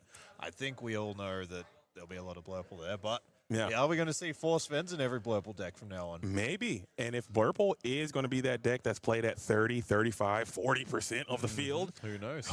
Somebody is going to be in the lab, some crazy crafty. It only takes one person. That's right. Okay, it takes one person to crack the code. That's all it takes. And when that code is cracked, that information will proliferate through the entire game so quickly that the meta will change and Blurple will be out of this thing in a moment's notice. It can happen, but maybe Blurple, like I said, the deck is just too consistent. It's too powerful. Every single card all the way up that curve just seems high impact over and over and over again. It's really hard to combat that because they're just so independently great. Let me run this scenario by you, JDZ. Talk to me. We're going second. Blurple goes 1-drop. We go Ink Lady. Okay. Blurple goes Tipo. We go Tree, 1-cost Stitch. Blurple goes Genie. We go Shift Stitch, Under the Sea. We win the game. The game is over. Yep. You win We immediately. just won. Just scoop up your cards, game 2. And they can't stop that. Okay, there's no card. They can't engage with your hand. They have no discard, and they have no way to engage with those characters before you have that play available. Yeah, so maybe we'll see some of that. They can do things like there's some Tigger stuff or there's some other cards, but yeah, let's maybe that's the answer. So I hope we see it. I would love to see some more Rockstar Dogs at Kent next weekend. I'm down. But we do have 3 more rounds that we're going to be playing today. Like I said, we're going into round 7. We got 7, 8, and 9, and then tomorrow we're coming back with the top 32. So hopefully we can finish the rest of day 1 and get no more Blurple Mirrors for today. I want to see people, but I would like to see some Illuminaries that are on the cusp trying to fight and claw their way into those day 2 matches. I think a little bit of a bubble blaster. Those matches just have so much intrigue so much to me. Tension to them. Like people are just fighting with everything that they have. You know what those people need? More pressure by putting them on camera. Let's turn up the pressure. No pressure, no diamonds. Okay, I think is going to be the play. Okay, get that pressure all the way up. I mean, scare yourself. See if you could, make it, make something out of it. And I'm someone who, I stream all the time. I'm here. I'm in front of the camera all the time. We got people. Shout out to all the beautiful people out there watching all across the world. I do appreciate you guys being here. But I get no nerves doing this. When I'm sitting on that feature match table, I'm trembling, man. I'm scared. Me and you were up there playing Pack Rush. I'm like, I hope. I'm telling you, hey guys, we got set championships. There are 8 people here. Guys, good luck. Round 1 is starting. I'm just fumbling your cards all over the place. I'm panicking. I don't know what is wrong with me. I don't know why that's a thing. I have no idea why my anxiety shoots up exponentially when I'm sitting here playing in a tournament match. I just have no clue. But that's my weakness, and I own it, and I'm trying to get better at it. But it's hard to do this. So I really do appreciate the love and compassion that people have in the chat more often than not. But I really despise when people are being very rude and talking about how poorly someone may or may not be doing on those streams, because it's very difficult to do. It's hard. And I want people to just continue to maintain that. Show a little bit of empathy. Imagine if it was you. To your fellow Illuminates. It doesn't cost you anything to be kind. Imagine if it was you, because they go back in and rewatch the stream. If they're not playing at their best and you see, all the people in the chat are making all these very rude things, that hurts. That would hurt my feelings, and I'm pretty sure it'll hurt your feelings too. So just have some empathy, man. Stay empathetic and support. Imagine if it were you up there and under the bright lights and this venue that we have set up here. It's even worse, I would say, or better, depending on the kind of person you are, because you're on the stage. There is a stage. Literally a stage. It's a literal stage. You have to go up some stairs to get to the feature match. And and there's this huge screen up, and there you can see the whole thing. And then once the round is starting to be over, people start to fill in, and they're watching you on the stage. Yeah, so I love that though. Just like the tension building towards the end of the game, and the people are piling in to catch the feature match. It is incredible. It's an incredible experience. But I'm telling you, that will, if you are not ready for those types of moments, and it just adds an additional level of stress. And I super commend these players who hop up there and play willingly, and they're able to do it at such a high level like that match we just saw. Very, very talented players playing at the best of their capability. And that's one of the things, I think, if you're playing 9 rounds of Swiss, what you want is, particularly just for the mulligan, you want to, the altar phase, you want a very clear plan that you could write down on a piece of paper and say, if I see these cards, I do this, this, this. If I see these cards, I do this, this, this. You need it memorized. You don't want to be putting energy into these things. You want to be saving mental energy, so then when the real decisions come around, you know what you have to do. So absolutely, you need a clear plan for that. I love to see it. And again, I want to thank you guys all for being here, checking into the chat. We have multiple Disney Lorcana champions in the building. Shout out to my good friend, the DLC champion Luke Wonderland out here, spreading some love out here. Much love to Luke Wonderland and all things he does for the Disney Lorcana community as well. Also, Fungus TCG is in the building as well. Our current and reigning DLC Richmond champion punched his ticket to the World Championship so far, trying to see who's going to be playing at this very exclusive tournament. See who's going to be a next qualifier, qualifiee. What's the word there? Qualify. A person who has qualified is a qualifier. Qualifier? That can't be Let's qualifier. qualify ETM. Yeah, there you go. Okay. Just drop another. Okay, right. Qualify E. Okay, the qualifierist that makes it to the That's the best. The qualifiers. Let's go with the that. qualifiers that makes it to the Digital Color Challenge World Championship, a very exclusive tournament. I had the very honor and fortunate pleasure of being involved in that event last year, and it was incredible to see that the That best was players awesome. actually in the world locked in and engaged with the Super Seal, the triple deck format. It was an incredible tournament, and I think this year is going to be even better. So huge shout out to Cooper, huge shout out to the tournament organizing team, and all of Ravensburger, man, for all the love and consistency and all the things that they're doing to make this game great. And I just cannot wait to see how this next World Championship, what twists they're going to throw and how they're going to see who is the very best player in the world. As it looks like we have another feature match being secured, and that's somebody that you may recognize. I do recognize that fellow. Okay, that's somebody that you're going to recognize coming on through, doing what it do, sipping on the coffee. What a rock star this Luminary is. They've got that swagger element. What song do you think they were walking into there? That'd be something cool. Like, I don't know, maybe like if it had to be like a, Players, you make minutes this round. Good luck. everybody wants to be a cat. Because the cat knows where it's at. Something like that. Something real cool and jazzy just walking here is that Illuminaire. But we have shorts and a jacket here. We saw that's the Christopher Robin fit right there. I'll have to see if we can do like a swap later, and I can dress as Christopher They're Robin. pulling it off. Pop collar on the jean jacket. Drip is looking nice out here around number 7. Talk to him, Illuminaire. I'm trying to tell you, there's some great dressed Illuminaires out here in Australia. To see it. And yeah, I mean, shorts and a t-shirt, embracing the summer weather. Let's go. I'm with it. I am in full support as we are out here getting loose, getting busy, getting active. Is it? So another round. These Illuminaires are seated at the table. You guys are not missing anything here at this current moment. So I want to thank you guys all for being here, and thank you for being a part of the experience. Absolutely, yeah. And yeah, just with the Worlds last time, I think that sort of triple sealed format, that was amazing. And I think if they could do that at the next one with the current pool of cards, I think it would be even better.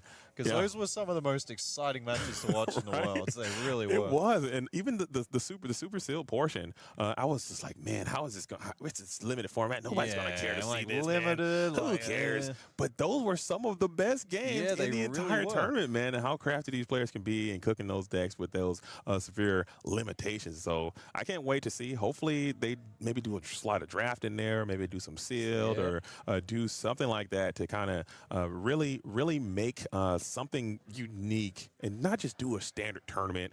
I don't know. Whatever they end up doing, I'm certain it's going to be for the best. They have a lot of great minds that are involved, but I would like to see something cool and unique because I thought that was a really cool thing to see. Oh, totally. That was, amazing. So the players are seated. They're just getting their decks all shuffled up, and we're getting all the stream information locked in as we're going to go ahead and see what these players look like. And here they go. You guys might recognize Mr. Tiago, who's pointing at the camera there. At the camera, he knows what's happening. He knows what's up. He's been here before, and I believe this Illuminaire is undefeated, I want to say, playing for those seeding points. As here we are, round number 7. Tiago playing the Amber and Emerald versus some Sapphire and Emeralds. Both of these Luminaires sitting at 6-0. Jono is going to be going against Tiago, who's been traveling all over the world. Jono. That's pretty common. What sort of. What do you say? What did I say? Jono. Jono? What are you saying? Jono. Jono? Am I not saying the same thing? We're not saying the same thing. Wait, hold on. Are you messing with me? No, I'm not messing with you. This person's name is John O. Yeah, it's John O. like John. John O. That's what. Am I not saying that? No, you guys you're are saying messing it with now. me. You got it now. You were Jono. saying Jono. Oh, I said Jono. Okay, Yeah, okay, Jono. okay. My mate Jono, you know? Jono. Okay, Yeah, okay. yeah, you got it. We got that. We got it in the chat. Somebody, John space O. Got it. Thank Okay, you locked very much. in. We're in. Let me take it straight to the bank. John O. Yeah. There it is. Too easy. I'm gonna call him JDO, Jodo. Jodo. Okay, we're locking in. We'll figure it out. Yeah. Australian accent, John O. Jono. All right. This Jono. is actually. Jono. Oh, my Australian accent is gonna take over. Take over. I like that. We're gonna make it. But here, this is a real set 10 matchup that we got going on here. We got Emerald Amber, probably some sort of dog stack, and we have for the first time today we've got Emerald Sapphire. So yeah, we have not seen the Emerald Sapphire strategy coming out a lot. I think this set it used to just feed on Blurple, but I think Blurple's gotten a lot more game into it with Let It Go, so that's hurt the deck a lot. And on top of that, I think just if you see Daisy Duck into Grandmother Willow, you just scoop up your cards. You're like, yeah, it's. And even in the previous meta, if I'm Sapphire and Emerald, I definitely do not want to see those dogs at all. And now here you are, 6-0 though, so that's one good thing you have going for you. Sitting across the table from one of the best players in the game right now. Yes. He's hot. Already has a qualification. He's been traveling all over the world, playing in a multitude of different tournaments and many DLCs. Coming in from the United States out here in Australia to try to punch his ticket directly to the World Championship. So he's been traveling, putting in the work, and in a good position to probably convert into a day 2 performance at 6-0 playing the dogs. Yeah, where Jono now is going to, I think you're at a disadvantageous position trying to combat yourself against this dog strategy. Yeah, and if I'm not mistaken, I think Tiago won the dice roll there. So on the play, dogs into green blue. That is not where you want to be. But Jono is 6-0 though, so Yeah, maybe they have had to combat a few Emerald and Amber strategies on their way to this undefeated record. So potentially this could be maybe they have some tech in there. I did see through the Alter Phase there were that 5-cost Chernobog was in the deck, so maybe there's something there that wasn't there before. It's going to be the ink the Delamoon's Lullaby into a lady. You hate to see it if you're Jono. Yeah, not gonna lie. Not what Jono wanted to see there, but we have got some good cards in hand for Jono. Looks like we've got the Clarabelle Shift, we've got the Cinderella, so maybe we can get something done. But nope, there's the big Clarabelle going into the Inkwell, so take back everything I just said. And I guess I think you have another one in hand, and maybe you can get to a point where you get these aggressive Tipo plays. I'm not certain what all the lines are, but if you can Tipo into a Cinderella, maybe aggressively ramp while getting some bodies in play. Mandatory. I think you have to play it. Might be, otherwise you just struggle so hard against some of these aggressive decks. Yeah. So I think that could be what you're hoping for as we get another copy of Tipo. So now we're all Tipo'd up with nowhere to go. One's going to probably enter the field of play. And there's another Tipo, and I think this third card going in the Inkwell that was hidden may have also been a Tipo. So you are probably going to, you get that Cinderella play on your turn 4 to kind of continue to accelerate. But Tiago now has the position that he kind of wants to just continue to build this wide board, and he's got to be loving seeing this Sapphire and Emerald strategy on the opposite side. While being on the play, it seems like it's very advantageous for you. Yeah, the card that Jono probably wants here, assuming they're running it, would be the what's the pirate's name? How am I failing? John Silver? John Silver. John that's Silver. the one. Bailed me out. There yeah. you go. We're John team, man. Silver We work can together. Absolutely shut this deck down because there's, apart from the 2-cost tramp that can pump the strength of one of your characters, there's not a lot of challenging power on the dog's side. But we just saw for the first time the new Nani, which I think is just a fantastic addition to this deck. Oh, it fits in so nicely. I think she kind of fills a role that a lot that you were missing before, because she acts as that card draw. You play so many 1-cost or 2-cost characters, and being able to just play her down and then get another plus and just continue to just extend a little bit. That's all you want to do is just get to your next questing threat. And she has a pretty decent stat line as well coming in at that 3/3. So what I was just saying about lack of challenging power, she actually helps quite a bit in that regard. So, and we may see Tipo and Clarabelle. I wouldn't be surprised to see them challenge into the lady here. Yeah, I think you got it. You're in a fight for your life. Slow the dogs down a bit. And you will have the ability to still shift Clarabelle and potentially sing Under the Sea next turn if you draw it. That might be it. So what have we got in hand for Jono? It's a little bit hard to see. So yeah, I believe Cinderella trigger and no challenge. So maybe that's the line that they're looking for. Yeah, and we are going to bring that ink in ready. Shout out to the table judge, because I was going to call the judge myself. Honestly, if anyone ever sends Cinderella down into the inkwell and not keep that ink in ready, I'm going to do that. And Tipo or the Mowgli. No. And so somehow the dogs player is winning the game on card advantage alone here. This is just devastating. Oh no! And yeah, that big Claravel. Well, the shift in and having a bit of challenging power is quite nice here, actually. So maybe Jono can use that. And you still have the opportunity to get a top deck under the sea here, and that could be a devastating would maneuver. be- Shift Sing is a line that is available. So everything we've been saying about how Tiago's running away with this game could just flip completely in the next turn if we can see some Claravel under the sea shenanigans. Yeah, you would have loved to see a Vision of the Future be able to be deployed on that previous turn, as we are able to get some more lore through Nani, Tramp, and Webby Vanderquack getting a nice little quest in. And let's see if you can get to that undersea. I think it's kind of mandatory at this point. We haven't seen any of the we haven't seen any of the Prince Philip Malicious Mean and Scary, any of that kind of stuff. Yeah, I think all of that is just way too slow in this matchup. Like, Yeah. trying to get to the point where you can sing the Malicious Mean and Scary and shift the Prince Philip in, the game's just out of your hands at that point normally. I think it's all in on Under the Sea. I don't know what think so. spicy includes that Jono has, because you are 6-0. Certainly, you got to be outside the lines here in some way. You can't just be doing everything the same. It's got to be a multitude of Under the Sea or something like that. As this Cinderella is going to be deployed, you get a double cycle. Yeah, the double trigger here could be impactful and will just help him dig through the deck a little bit more. Mhm. I really like this play here. I think just shifting in Clarabelle and challenging the Nani here or something like that, that's just not going to get the job done. Yeah, it's just a So- bit too slow. And also what that will do is soak up a lot of damage for that Go-Go Tamago Exactly. to potentially end the game for you a bit sooner than you would have liked. So you're continuing to dig. Maybe Tiago has another copy of Mowgli that you can deploy to check the hand one more time to ensure that an Under the Sea doesn't just come and knock you right out of this game, because you still have that play available to you. Yeah. Shift Clarabelle, sing Under the Sea, or even just sing it with double Cinderella on your following turn. You don't hate that. And so you have lines, you have outs. You just have to trust your deck to get them to you in a reasonable amount of time. And yourself in the deck editor. Did you put the cards in your deck to give yourself the chance to do that? Do you actually have the outs? This all could be speculation. I mean, people have been known to cut Under the Sea from their deck. And I think in this world, in this day and age, you just can't afford to do it. Yeah, I think it's it's too just important. too aggressive out here. Yeah, I think Tiago, he didn't quest the lady last turn, so it's definitely feeling like we might see the shift lady coming out here. And that at least gives you one more body that would survive under the sea. Very true. But I think Jono's got the read on that too. So yeah, I think he was quite happy to get that Webby traded into, because if we shift the lady in, now we get to recur some cards, and that's a bit more value.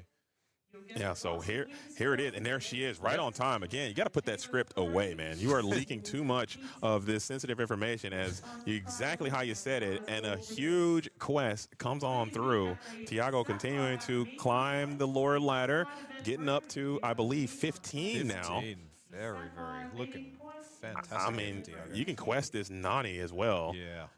I think the thing that Tiago's playing around here is if they get their board swept, they want to keep the Nani on the board. Yeah, just so you have But something if you going on. quest with it, then you can potentially get challenged into, but this just seems too good. Questing to 16, you've Yeah. got a lady up, you've got a huge board. Your opponent probably hasn't. Oh, No. and I love Yeah. the no limit hold'em style card check there to see if it's going to be the Under the Sea, and it is not. It is just going to be the smaller Clarabelle with no Chromacon to hit. Yep. Feels bad. And you have no more cycles, no more draws. You have no princesses to be able to use these Cinderellas, and I think this game just might be over. Even if you did, can you get enough clear? Wait a minute. I think you have lines. I think you got enough. If you shift that Clarabelle in for sure, you Yeah, might be so able to clear You enough. can challenge No, you can't. four things. You can challenge the Nani with the Clarabelle. You can send a Cindy into the Lilo. You can challenge the lady. But you would have needed to have shift there yeah, for you sure. would need to shift there, Yeah. and then that's the only thing that can challenge the Nani. So Yeah, I think we're just going to throw a hand out here and yeah, start I getting ready think for a it game doesn't number matter 2. what Jono did there, but just the power of that Nani. It's a subtle thing, but just being able to play a card that replaces itself on turn 3. It also survives under the sea, so it makes that a little bit less devastating. And it just lets you get to... Dogs used to play off 2 to 3 ink in a lot of games. It just lets you get that extra card into your inkwell, get up to 4 ink, maybe even 5 ink, which is what Tiago did there, and then just hardcast the big lady. So, And yeah, that Nani really added a lot of value, just that one extra card in hand. Oh, absolutely. And that's just, and I believe it also came down to that Mowgli take that Vision of the Future. Yes. Vision of the Future, granted, it probably wouldn't have given you the Under the Sea. I think he did draw enough cards, but it would have at least power cycled 5 cards that you can get closer to a potential under the sea. Yeah. I think this matchup at this current age, if you want to win and you're not playing a card like Shift Basil, Shift Basil, or something like that, or if you don't get to those greedy John Silvers, Yep. it all hedges on a timely under the sea that you just absolutely must play. And Tiago has answers to it. I mean, we saw that Mowgli, timely Mowgli. Ursula is a card that also can play. Mowgli, yep. Yeah, and they can just take it down. So this is looking pretty gruesome and grim as Jono is just like, man, why dogs? Why now? Yeah. Why me? Why on camera? everything? what have I done? Who have I offended? Why did this happen? Why does it got to be me? Okay, I don't deserve this. As we're still going to have to fight it out, and we do have the Prince Philip stuff in the deck, so that is your full combo. Full combo and the Cindy, but do you want to just risk it, YOLO it into the potential wrestler or the potential? I guess you have no choice. I Yeah. think you have to keep full combo and enter into the flow state and hope that your opponent you're gonna need to get lucky. On the play, I say you just keep it, man. You keep full combo, but you have no ramp though, so that's also quite bad. You've only got Cinderella deck, so this is. Do you keep the 3 combo pieces and look for the ramp, or? But also, you can't do that either, because if you do that and they Mowgli you and you don't have an action to discard, you're in trouble that way as well. So. It's a lose scenario, as you have to hope, and it looks like Jono is saying sending the full combo back. I think that's a bold move. Yep. You got to be bold, and you got to be daring. Yeah, you got to take a risk in this matchup, otherwise it's just. And this, okay.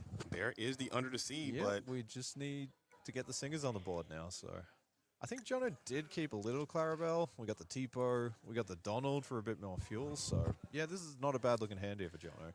yeah, but you have to watch out for Mowgli. You have to watch out for Ursula. You have to watch out for those types of effects. And you have to watch out for Tiago under the sea and you.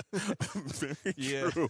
Very true. This deck does play under the sea. And Tipo, I see. So you have Tipo into Donald.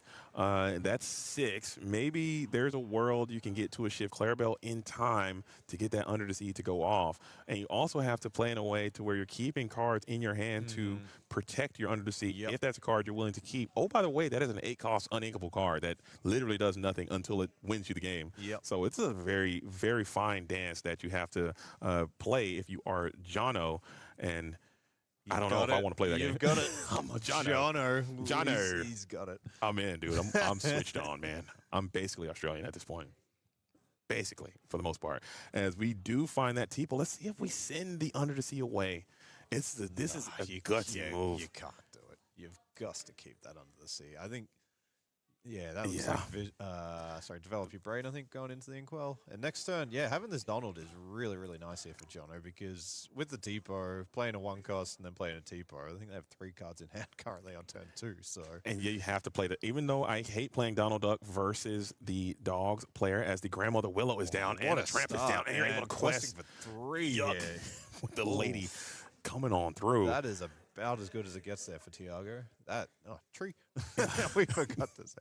But here it is. You are all, I think you're pot committed at this point, as Tiago is looking for the Mowgli here. At this point, you have to play it, and that does feel bad. I'm not going to lie. Giving this Dogs player an additional card per turn, and you're still a few notes away from harmonizing and Under the Sea. Shift Clarabelle, Sing Under the Sea is still a super viable play to help slow down. But there he is. Not like this. You got the protection, though. Oh, that's good. That's good. We just need to find another singer. And, I mean, who knows what Donald will find off the top of the deck here. So, Jono gets 2 draw steps. If we get an Inglebull card into a Clarabelle, we are big cooking here. And now that Under the Sea is known about, it gets even worse. Oh, you kidding me? Oh, no. Oh, not like wowzers. this. Ouch, baby. Very ouch. And I think Tiago's actually quite low on cards too here, so it's not too doom and gloom, but Jesus, is not where Jono wants to be right now with 0 cards in hand. That's not ideal. Okay. And again, the Willow just showing up here. That was quite the 1-2 punch. Jeez, Mowgli is already a problem. Yeah. Mowgli and Ursula both getting a hit feels Yeah, so bad. You didn't used to be able to do that on turn 3, but now you can. So And taking nothing away from Jono, he did everything correct. I would have. Yeah, I totally agree. I think you got to keep that under the sea, and you just got to hope they don't have it. And he definitely had it. As we are going to go and trigger that Donald Duck Perfect Gentleman, we get into the Chernobog. Okay. Oh, that's got a bit of game Okay. here. We can get the lady off the board, maybe, and then we can make some challenges. And start swinging, huh? Yeah. I don't hate that. Okay, We so can get I'm the playing lady it. off the board. And he's got stats as well. Yeah, and there's currently nothing in Tiago's discard pile, so the second clause of the Chernobog, if you play it, there's nothing to sort of bring back out of the discard onto the field. So, yeah, is this 1000 IQ play here by Jono with the Chernobog? I think you got to play it, and you probably got to get active with this Donald Duck and start swinging on somebody. But we're trying to think he's a of which perfect gentleman, but he can challenge when it's needed to. So can that Tipo. I mean, are you holding out? Is it still better to hold out for this top deck Clarabelle because Tiago still has cards? Yeah, that's true. Tiago still has 3 cards in hand, so he is not. So is there a world where you just get active with the Tipo as well as Chernobog is looking to shuffle somebody back into the deck? Is it shuffle or is it on the bottom? I can't Oh, remember. it's shuffle. It's shuffle back into the deck. That is a super powerful play as this Chernobog is going to come on through. Shuffle. You are correct. Yeah. And then you would be able to play a character card from your discard if you were Tiago right now here, but there was none in the discard, so that will not be an option. Yeah, and just getting a clean plus on your opponent for free. Really, really nice. Impressive there from that card. And now it was that lady that sent back to the deck, and now you have the ability to challenge into the Grandmother Willow, taking 1 damage in return from both your characters. No cards in hand, but you do have a pretty resilient board. You have some challenging characters. You have the Donald Duck Perfect Gentleman, who could have potentially gone for a quest there. Maybe you're trying to hold out for potential tramping. Yeah, I think Jono just doesn't want the tramp to come down, and because that Donald is his only draw engine for the rest of the game, most likely. And you need to keep that guy protected as this Bobby Zimmerowski is going to shuffle or cycle 1, send 1 on to the discard pile. All right, so if we pause the game right now, who would you say is winning at this point, JD? Who is your favorite? Oh man, I always I'm looking at the cards in hand, and I'm going to go with the person that has the most cards in hand. Right now, it's Tiago.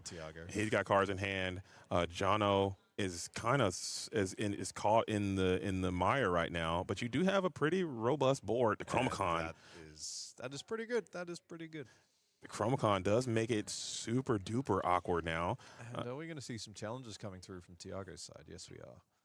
And we'll take out the Tipo, and then we'll take out the Clarabelle. Both of those 2 characters fall victim here, leaving nothing but the 4-cost Donald Duck Perfect Gentleman and the 5-cost Chernobog is going to be remaining on the board. Getting 2 more cards, though.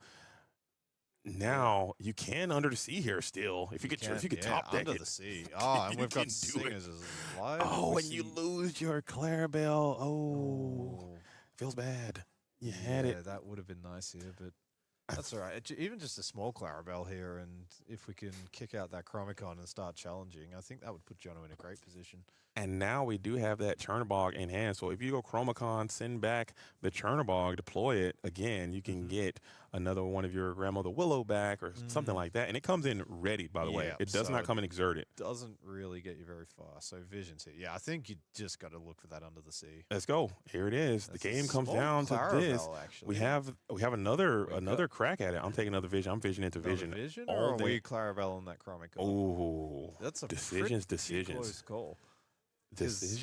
Yeah, if you kick out the Chromacon, your Chernobog can challenge in, your Donald could even challenge in, and then you're only staring down 2 characters. So yeah, I think that might be correct actually. And there we go. The Clarabelle comes through. Jono not gambling for the under the sea. They're taking the guaranteed value. So I like to see it. I think this is a good play. I'm a gambling man. I would have grabbed that Vision and lost the game immediately. You are up all night to get lucky in that situation. Yeah. And there it is. And Donald Duck into the tramp. Donald, perfect gentleman, but you know when you have to challenge the tramp, you have to challenge the tramp. And now this Chernobog 5/4 can clear any of these characters, and you will go after the Mowgli. Take him on out of there, leaving yourself with 1 card remaining so suddenly, in hand. the pendulum has swung back, and this is not looking too bad for Jono after clearing that Chromicon. And that Donald Duck Perfect Gentleman, like you said, being that reliable card draw source, being able to you're giving Tiago another card every time as well. But your cards seem like they have a pretty high impact in this low resource state, and you still have that very powerful out of a potential Under the Sea. I believe one card in hand I think it might be a big Clarabelle as well. So you are representing Shift.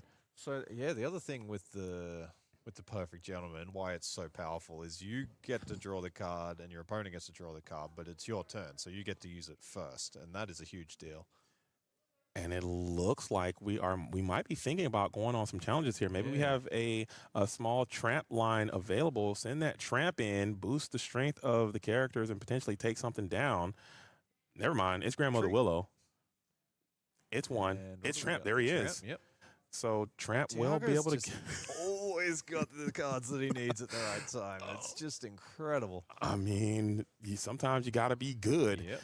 And sometimes you got to like that, as Tiago is looking for a challenge. Maybe there's a world where you're thinking about getting rid of this Donald Duck right now to cut off your opponent, but you're also cutting yourself off as well. Maybe you want those cards. I think you have to, just because Jono's top decks are better than Tiago's top decks at this point in the game. The cards are generally much more high impact, so I think you need to cut off the card draw. Agreed. And that's just more looks for a potential Under the Sea, but we will go ahead and take out the Chernobog. He's addicted to the card draw that the Donald's been giving him. So it gives and it takes, and we have the opportunity to get into it, and we have another one of those Chernobogs. So we have multiple Chernobogs in the deck, and we are going to, looks like we're gearing up for a Space Pirate. We saw the Space Pirate in hand. We do have Shift Clarabelle in hand. Yeah, so do you shift the Clarabelle here, or do you get the John Silver down? What is that say? Is that Hades? I believe that's Hades the Infernal Schemer, the card in the middle. So we got the big Clarabelle, we got Hades, and we got the John Silver. So I think you've just got to send the big Clarabelle away here and get the John Silver down. I think giving Reckless to this Dog's deck can just cause them all sorts of headaches that they don't want to deal with. Agreed. So I think that's just better than the Shift Clarabelle at this point. And then it continues, and you are kind of hard, and then you can walk yourself, get another Inkable off the top, and walk yourself into a Hades next turn, and that could be a back-breaking maneuver. So these are the decisions. We do have access to Shift Clarabelle right now. Maybe if there's a crazy world where you could go Ink John Silver, Shift Clarabelle, draw one. Card. That doesn't feel the best. No, Jono's in the tank right now. I think he's got a very, very tricky decision to make. That one card ain't worth it, and he agrees. Overall, I think I like it a lot. This is the correct play. I like this play, and this will put a little bit of pressure on Tiago. But Tiago, look how calm he looks. He's like, man, I've seen this song and dance before. I'm unfazed by your reckless giving Space Pirate. I am all right with that. So I would have been tempted to quest with the Donald there just to force the Reckless character to challenge in. Like I'm quite happy to trade the tree. Like Tiago's already played a couple of these 2-cost tramps, so what's the chances they find another one? For sure, and the tree's not quested anyway. I mean, the tree's not getting exerted anyway. You're fine. I'm fine with being reckless. I wasn't going to get that lore anyway as the big body tramp comes through. So what is Tiago looking for here, I wonder? Under the Sea would still be pretty good. It clears everything but the John Silver. I think he'd be pretty happy to find that. Next turn, but we'll have Jono gets the opportunity of seeing it Under the Sea next turn as well. And we do have Hades the Infernal Schemer, which is coming back, and there it is. We have the Under the Sea. And we're pitching the Under the Sea here, so Tiago probably saying that they don't, either they've got another one in hand, or they just don't think that their 7-cost tramp's going to survive in time to sing it. I'm sure. I think Tiago, like you said, he might be just really loving these additional card draws that he's able to get from this Donald Duck, the Perfect Gentleman. So he's fine with them, just kind of sticking it around for as long as possible. So now we got 2 draws to get to an inkable card to deploy that Hades the Infernal Schemer, probably getting rid of this tramp next turn. And the double quest here, that's interesting. I don't know what to read there from Tiago, what card he might have in hand. We got the big fill here. We do get to the big fill up, inking the Sail the Azurite Sea, probably just spamming this Hades right away. I think you've got to get that tramp off the board. You do not want to get Under the Sea sung into you here. So yeah, and Tiago just staying hydrated. That's important here when you're up on the stage. You love to see it. And that goes for everyone at home watching. Make sure you grab some water and drink some for yourself. Get that hydration, and hydration is key. 9 lore for Tiago. 6-0 for both of these players. So the John Silver quest here seems good, but the lady shift and getting some challenges into the John Silver is quite painful as well. So Jono may just sit tight here. This is a tough decision. Yeah, and also you're opening yourself up for another tramp line. That's It becomes available, Yep. and that card is just That's so bad news. powerful. That is bad news. Unless you can clear a lot of this board off, is it time to give up this perfect gentleman and just get active and start challenging?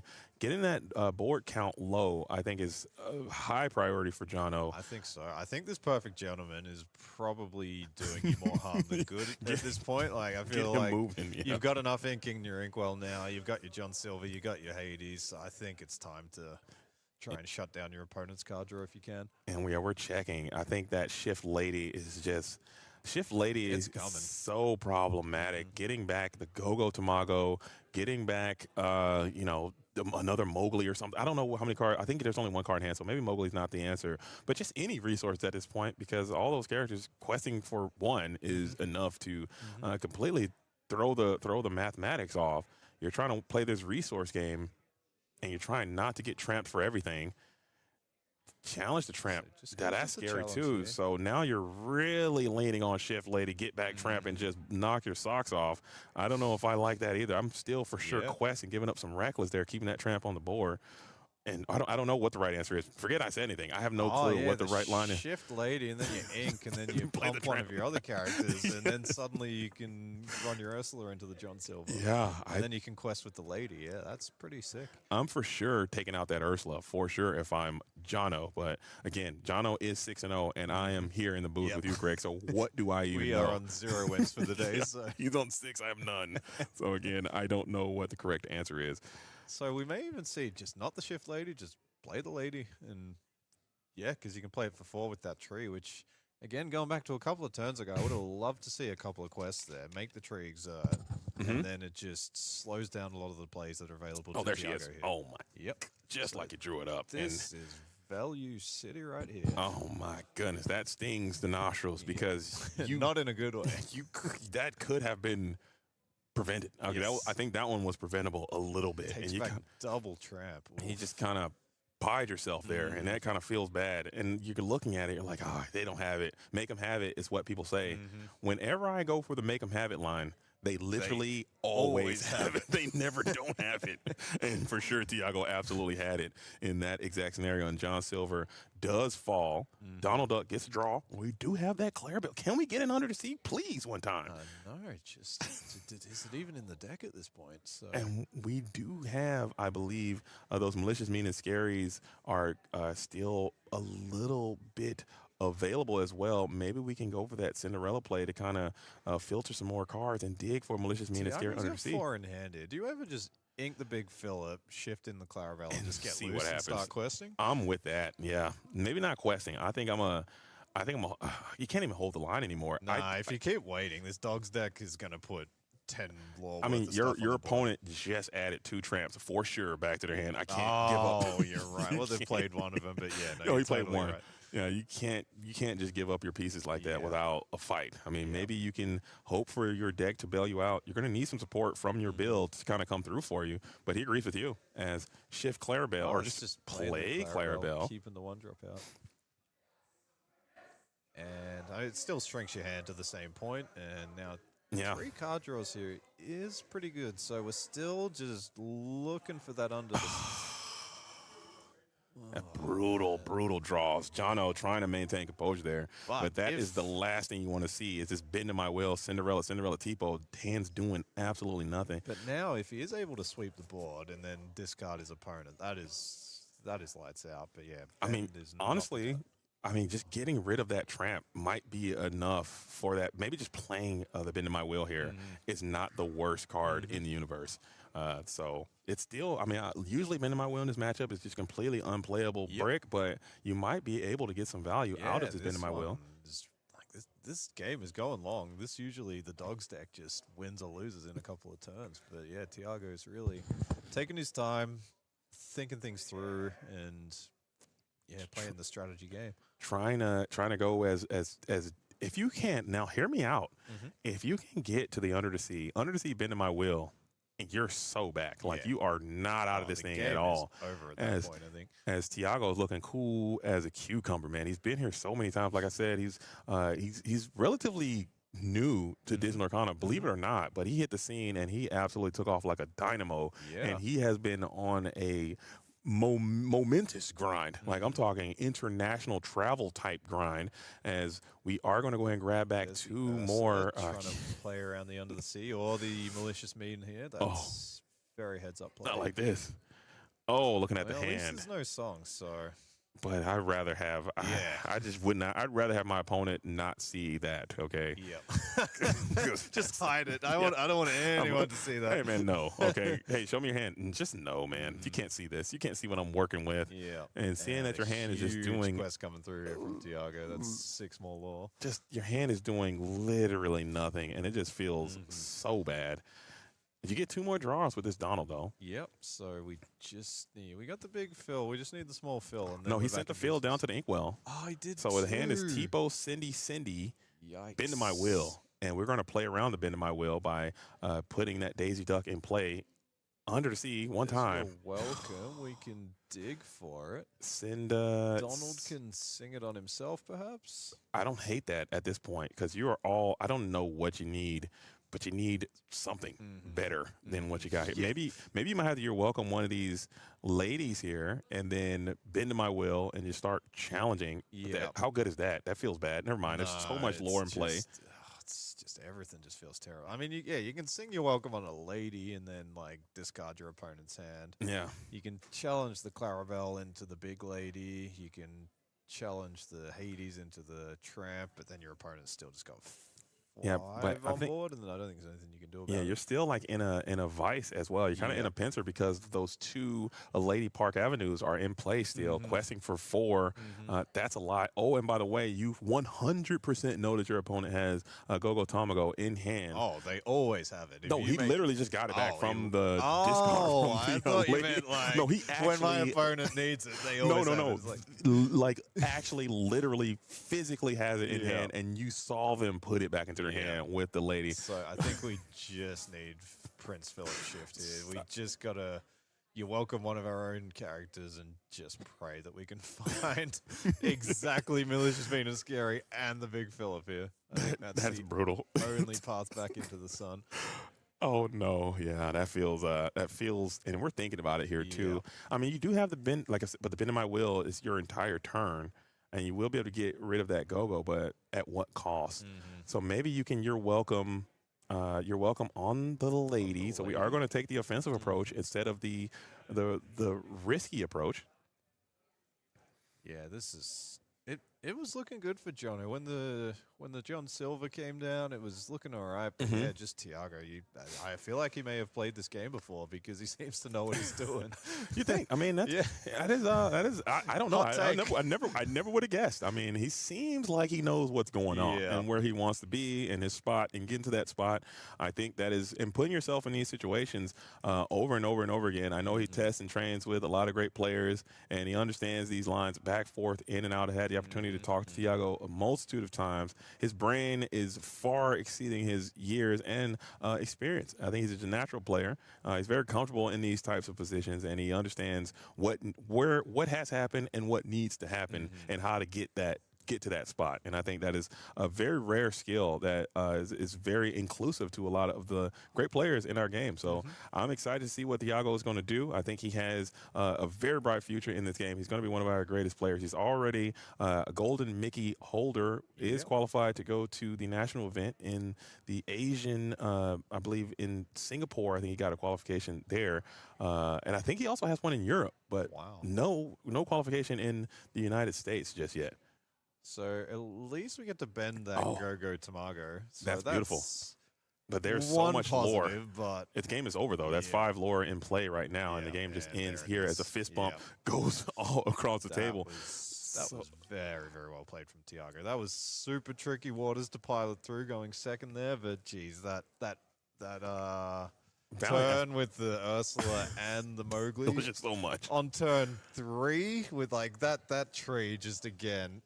if you don't have the tree in play there, you can't execute that play. Yeah, that is just one of those things that you just have to. I mean, he had the answers. He did everything right. Taking nothing away from John O. I mean, John O completely tried to do everything correct to put themselves in position to win. But this is one of those matchups that is just abysmal. Like, it does not feel good. So favored for the Dogs player.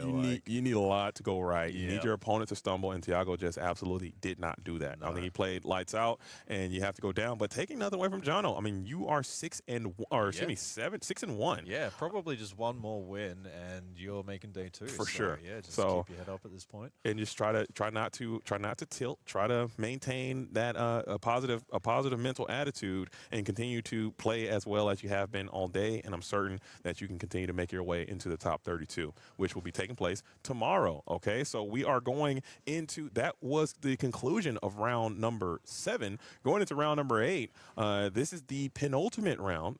This is where it gets real sweaty here at this point. And now the fatigue is really going to start kicking in. Like, players are going to, I mean, we might not see it, but this is where people will start making mistakes. For sure. Just through tiredness, and you just played at least 14 games of Lorcana, so high impact, all some of the most stressful games that you're ever going to have. So it's been an incredible tournament. Again, I cannot emphasize enough how important these matches have been. And what's that? Can I jump in? You want to say hello? Oh, please, if you want. I think this one might work. Give me a sec. We're being invaded here. Special guest. A special guest. Let's see if we can set this up. Let's see if I can do this live and in full effect. You are. Let's see. Well played. Don't worry about it. No, we're gonna do this. Check. Let's see. I'm just literally gonna stand behind Check. How about this? Put this here and just squat down a little bit. I'm literally here. We're chilling. Hey, can you guys hear Tiago one more time? You guys. Can you hear me? How about that? I think I can't hear you. That's okay. Don't worry about it. You can What hear we'll me. do- I'm right next to you. Yeah, no, you're great. Okay. What we'll do, we'll bust a selfie of us on stream. There it is. This is so meta right now. This is great. Can you guys hear Tiago here?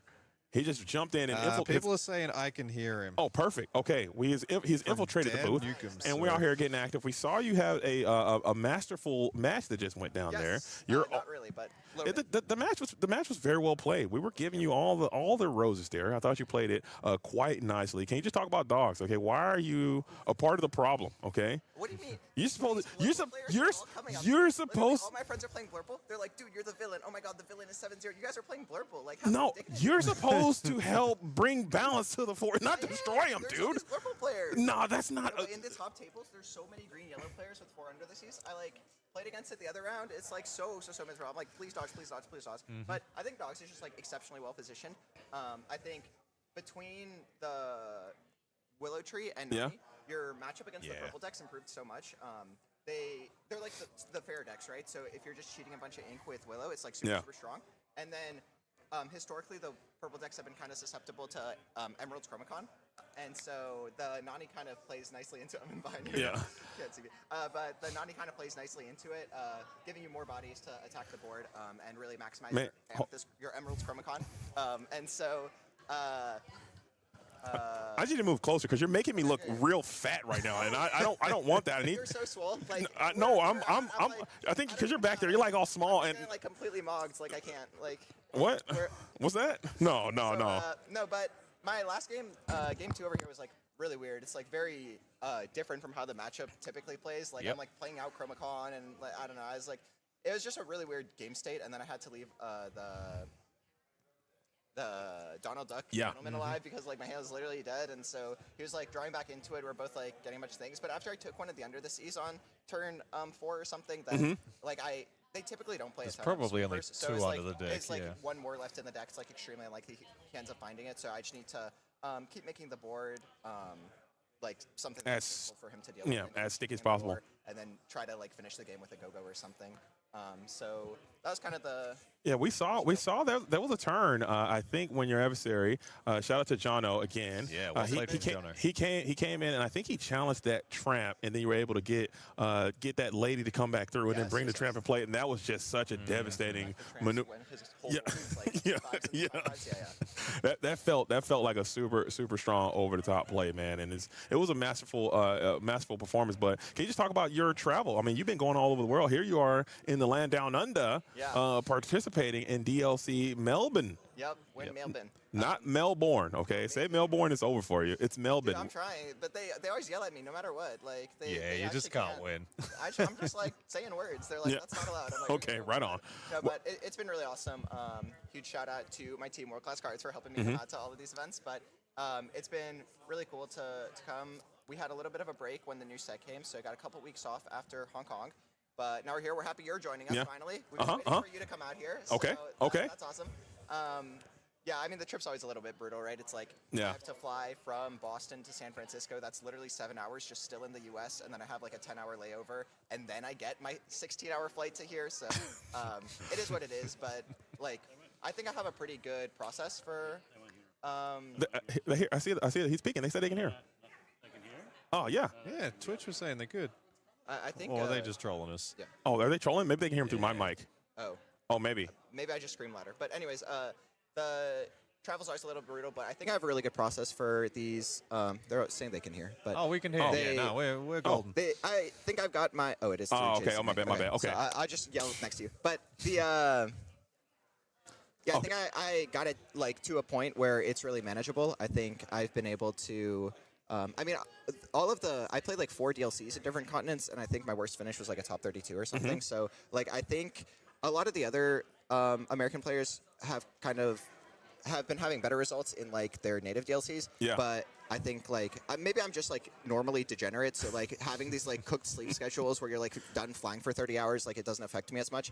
Yeah, we were talking about that. You have invites all over the world except for your own home and native land. Well, I got scammed. Like literally all these tournaments, I'm winning 400-person tournaments and they're not CCQs. Like what is happening? Hey, but, it is what it is. Top 60, whatever. We'll get it eventually. Not really. Hey, I need you to relax, okay? Okay, I need you to have some positivity out here. To the US. Question coming in from the chat from Katie from the Lore Keepers. No she way, says, Katie. Do they have Premier Protein? No, Katie. I've been going to like a specific coffee place, but it does not do the job. The Premier Protein is actually...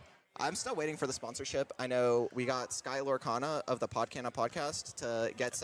He drank Premier Protein once, instantly second place. You gotta give us some bucks over here, because this is the official Disney stream. That's my favorite podcast, guys. I love podcasts. I was so confused there. I thought Premier Protein, you just said no. I was like, is he just insulting like all of the beef and chicken and everything in Australia? It's a brand. Nah, it's a there's brand no of good shake, protein. But it's like there's like a coffee flavor that gives you like infinite vitamins and whatever, but then it's also coffee. So it gives you caffeine. You got to get out of here, man. There's too much product placement. We got to kick this guy out. You got to get some bucks if you're going to do all this promotion here. Get out of here, promotion. pal. Only promotion.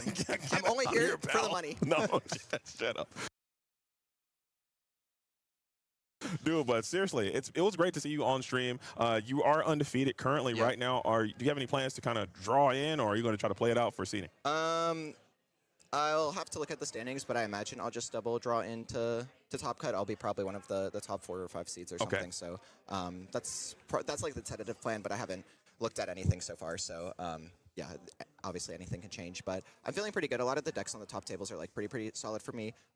Been kind of crushing practice, especially against those decks. So yeah, I feel pretty good right now. Excited to come back tomorrow. I think I should be pretty much guaranteed. So yeah, just kind of settling down and getting ready.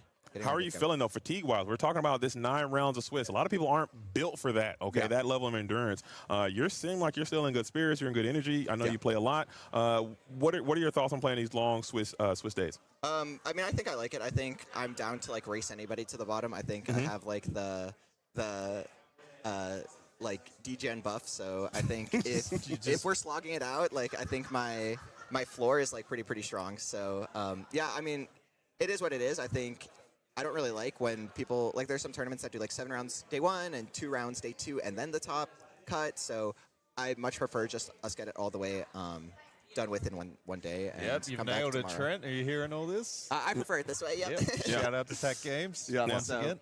Tag Games, real shout out right there. I mean, we can't. This whole thing has just been an amazing experience. I don't know where this Great ranks on your DLCs, but I think this one is I've been having a very great very high up there on Because from you're what I've here. seen. No, just because of all the hard work from behind the scenes, from the judging to the staff to the entire tournament organizing team, and what they've done and what they were able to put together in such. It's a very magical moment Yeah, here. no, it's been great. We really appreciate everything that they're doing. I know that like your stream, for example, was like we're really happy that you're able to do this. I think a lot of people were really bummed out when they found out that there wasn't going to be a broadcast for this tournament. I think so. The fact that you're able to come out here, do all of the things you're doing, we really appreciate it. I'm sure everybody at home really appreciates it. Yeah. So huge shout out to the Mr. Quester and And this gentleman here, I don't know if you can see him. Where's Trent? If we can get Trent Yeah, to come wait. please get in here. Hardworking, 'Cause good-looking this is- organizer. I'll take the Making credit. the magic I happen. have a beautiful face, There we but right here, this gentleman right here behind the scenes,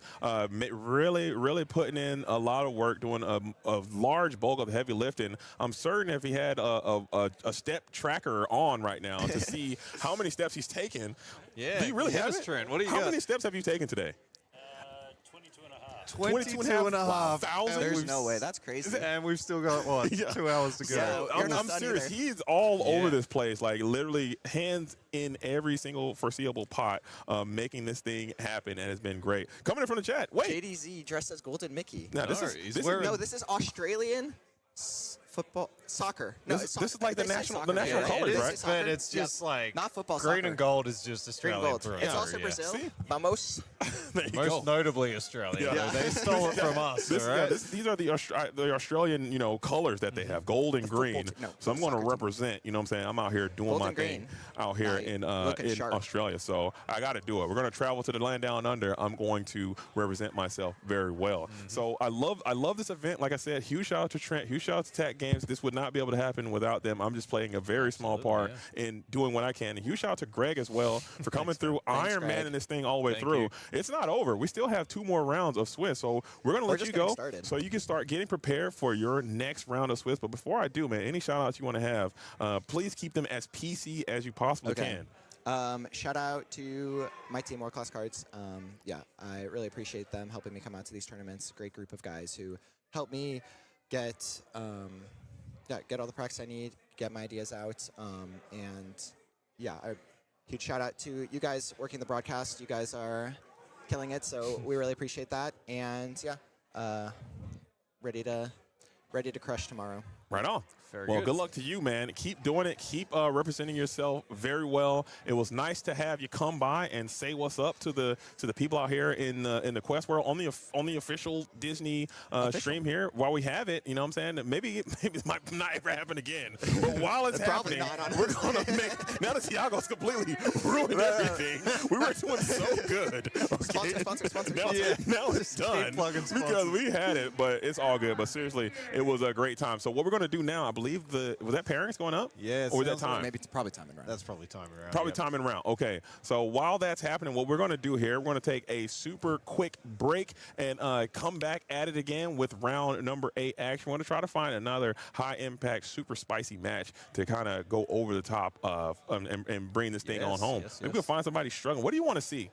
Look, like A lot to of see some purple mirrors. More blue. Oh yeah, more blue Please, mirrors. we're done with those if we Let's get can. some more blue steel on the stream, JDZ. Let's do it. Hopefully, If we there's can. someone got to be out there. So we're going to do that. We're going to find it. We're going to go out there and see if we can find some really cool high impact matches for you guys on the next round. But until then, keep it locked. Don't touch that dial. We're going to be right back after this.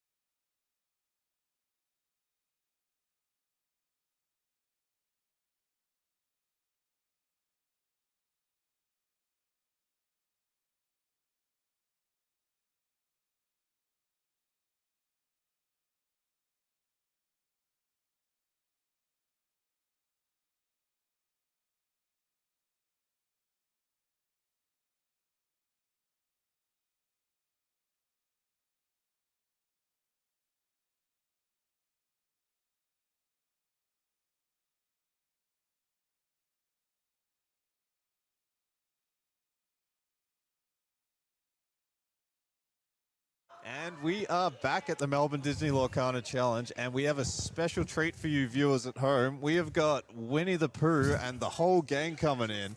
So, please. yeah, let's introduce them one by one. Who have we got coming in first? We have Eeyore. Eeyore, new card coming in from Winterspell. How's As your well- day going, Eeyore? Oh, I'm sad. Unfortunate. Okay, yeah. We can't all win, I guess. I lost lots of games. oh no. Lots of Oh. games. You hate to see it. All Absolutely. right, coming in next. Oh, Go Winnie. Okay. Oh. It didn't do much better, but that's okay. Okay. We need to Pooh actually did better. Yeah, the Winnie. Boom. All right, We have next more. We in. got the whole team. Woohoo! We Okay. got Tigger coming in. And lastly, Okay, but the question is, why didn't he dress up as Christopher Robin? Like, what's going on with that? Can we not start this debate again? I'm trying to tell him I bet he's got great legs in there. He has the nice shorts. We could have figured that whole thing out. And look at that. Are you guys, I mean, the tournament might not have gone the way that you wanted, but are you having a good time at least? That is. We absolutely love the outfits. We love the energy. We love the costumes showing up. Yep, bringing that Disney magic around, having a good old time. Yeah, this is what showing we love. This love, is man. really This nice is to see. awesome. So really quick, just introduce yourself. We'll start with Piglet and work our way in. Okay. Okay. Also nice. Sam. Tigger, look at that. Amanda Pooh. I'm Eeyore. Oh, stick it to Eeyore's it. so sad. Stick it to it. Also Sarah. Also Sarah. I know Disney. Yeah. Oh, let's go. We know each other. Right on. And did you guys get a chance to talk with Jake and his team? Was it Jake? It's Jake, right? And get something on the article. I know they were doing a lot of content around the venue and posting it onto the Disney Ravensburger website. Is that something? Hey, Tinker. Back from round one. I'm a tank. Okay. She's a Okay. Disney- hello. She's a Disney character. Right on. She's up and coming Disney character. Well, there you go. So are you guys still playing, or is it over for you? Still You're playing? still playing? Not Eeyore. Oh, not Come Eeyore. on. Eeyore's sad. But thanks for having us, guys. All Of right. course, of course. Constantly. Thank you guys for coming through Yep. and bringing that And good energy. dressing We love up, to yeah. see the costumes and everybody. Oh, wow. We Say got the hello. whole crew in here. Lily. All right, we gotta right, yeah, we gotta get back to business. Nice to see you guys. Thanks for dropping by and saying hello. But we do have a show to run. We got to get this thing back on the rails as we're starting to close this thing out. Round number 8, and sometimes I do forget because I get caught up in the competition. Yep. Who's gonna make it? I sometimes forget that this is a game, and Yeah. we're here to have some fun. And people are here to have People fun. are having a good time. So I'm glad that you were able to set that up and have the Winnie the Pooh crew come by and really give us a taste of what's happening down here in Australia. You guys are having fun. Very reminiscent to what we do in the North American events as well. People Yeah, just there's a dressing lot of people cosplaying and Yeah. stuff. Yeah. That's fun. I 'cause love you it, forget- yeah. You forget that sometimes. So And I yeah, enjoy that. just, well, this is a competition, like you say. People are here to have fun and just, hang out with your friends and just, it's just all good vibes here. A reason to travel, and I've seen you. I know you're very popular in this region. Seeing people coming around, I haven't seen you in so long. I haven't seen you since last year. I haven't seen you since this thing or that thing. It's been great to see you again. So it has that family reunion style energy. it I does. would say. And I think Lorcana, like, it's sort of it's a smallish community at this point. It's growing, but it's still like everyone kind of knows everyone. You're all playing at the same game stores and playing at the same set champs and this and that. So, yeah, like it's just been a great way to make friends and everybody. I've never had a negative experience Absolutely. with a player across the table at Lorcana. Oh, 100%. And I don't think a lot of card games can say the same thing. So. For sure. That is a fact. That is a 100% statistical fact that happened. I know people do. I mean, I do get upset when I lose, but I'll never take that on my opponent, and no one ever has taken that out on me. So it's been another magical event every single time. This is why I do this so much, is because I think I'd live for this. I really enjoy coming to these moments and just riding the wave of all these human emotions that are happening.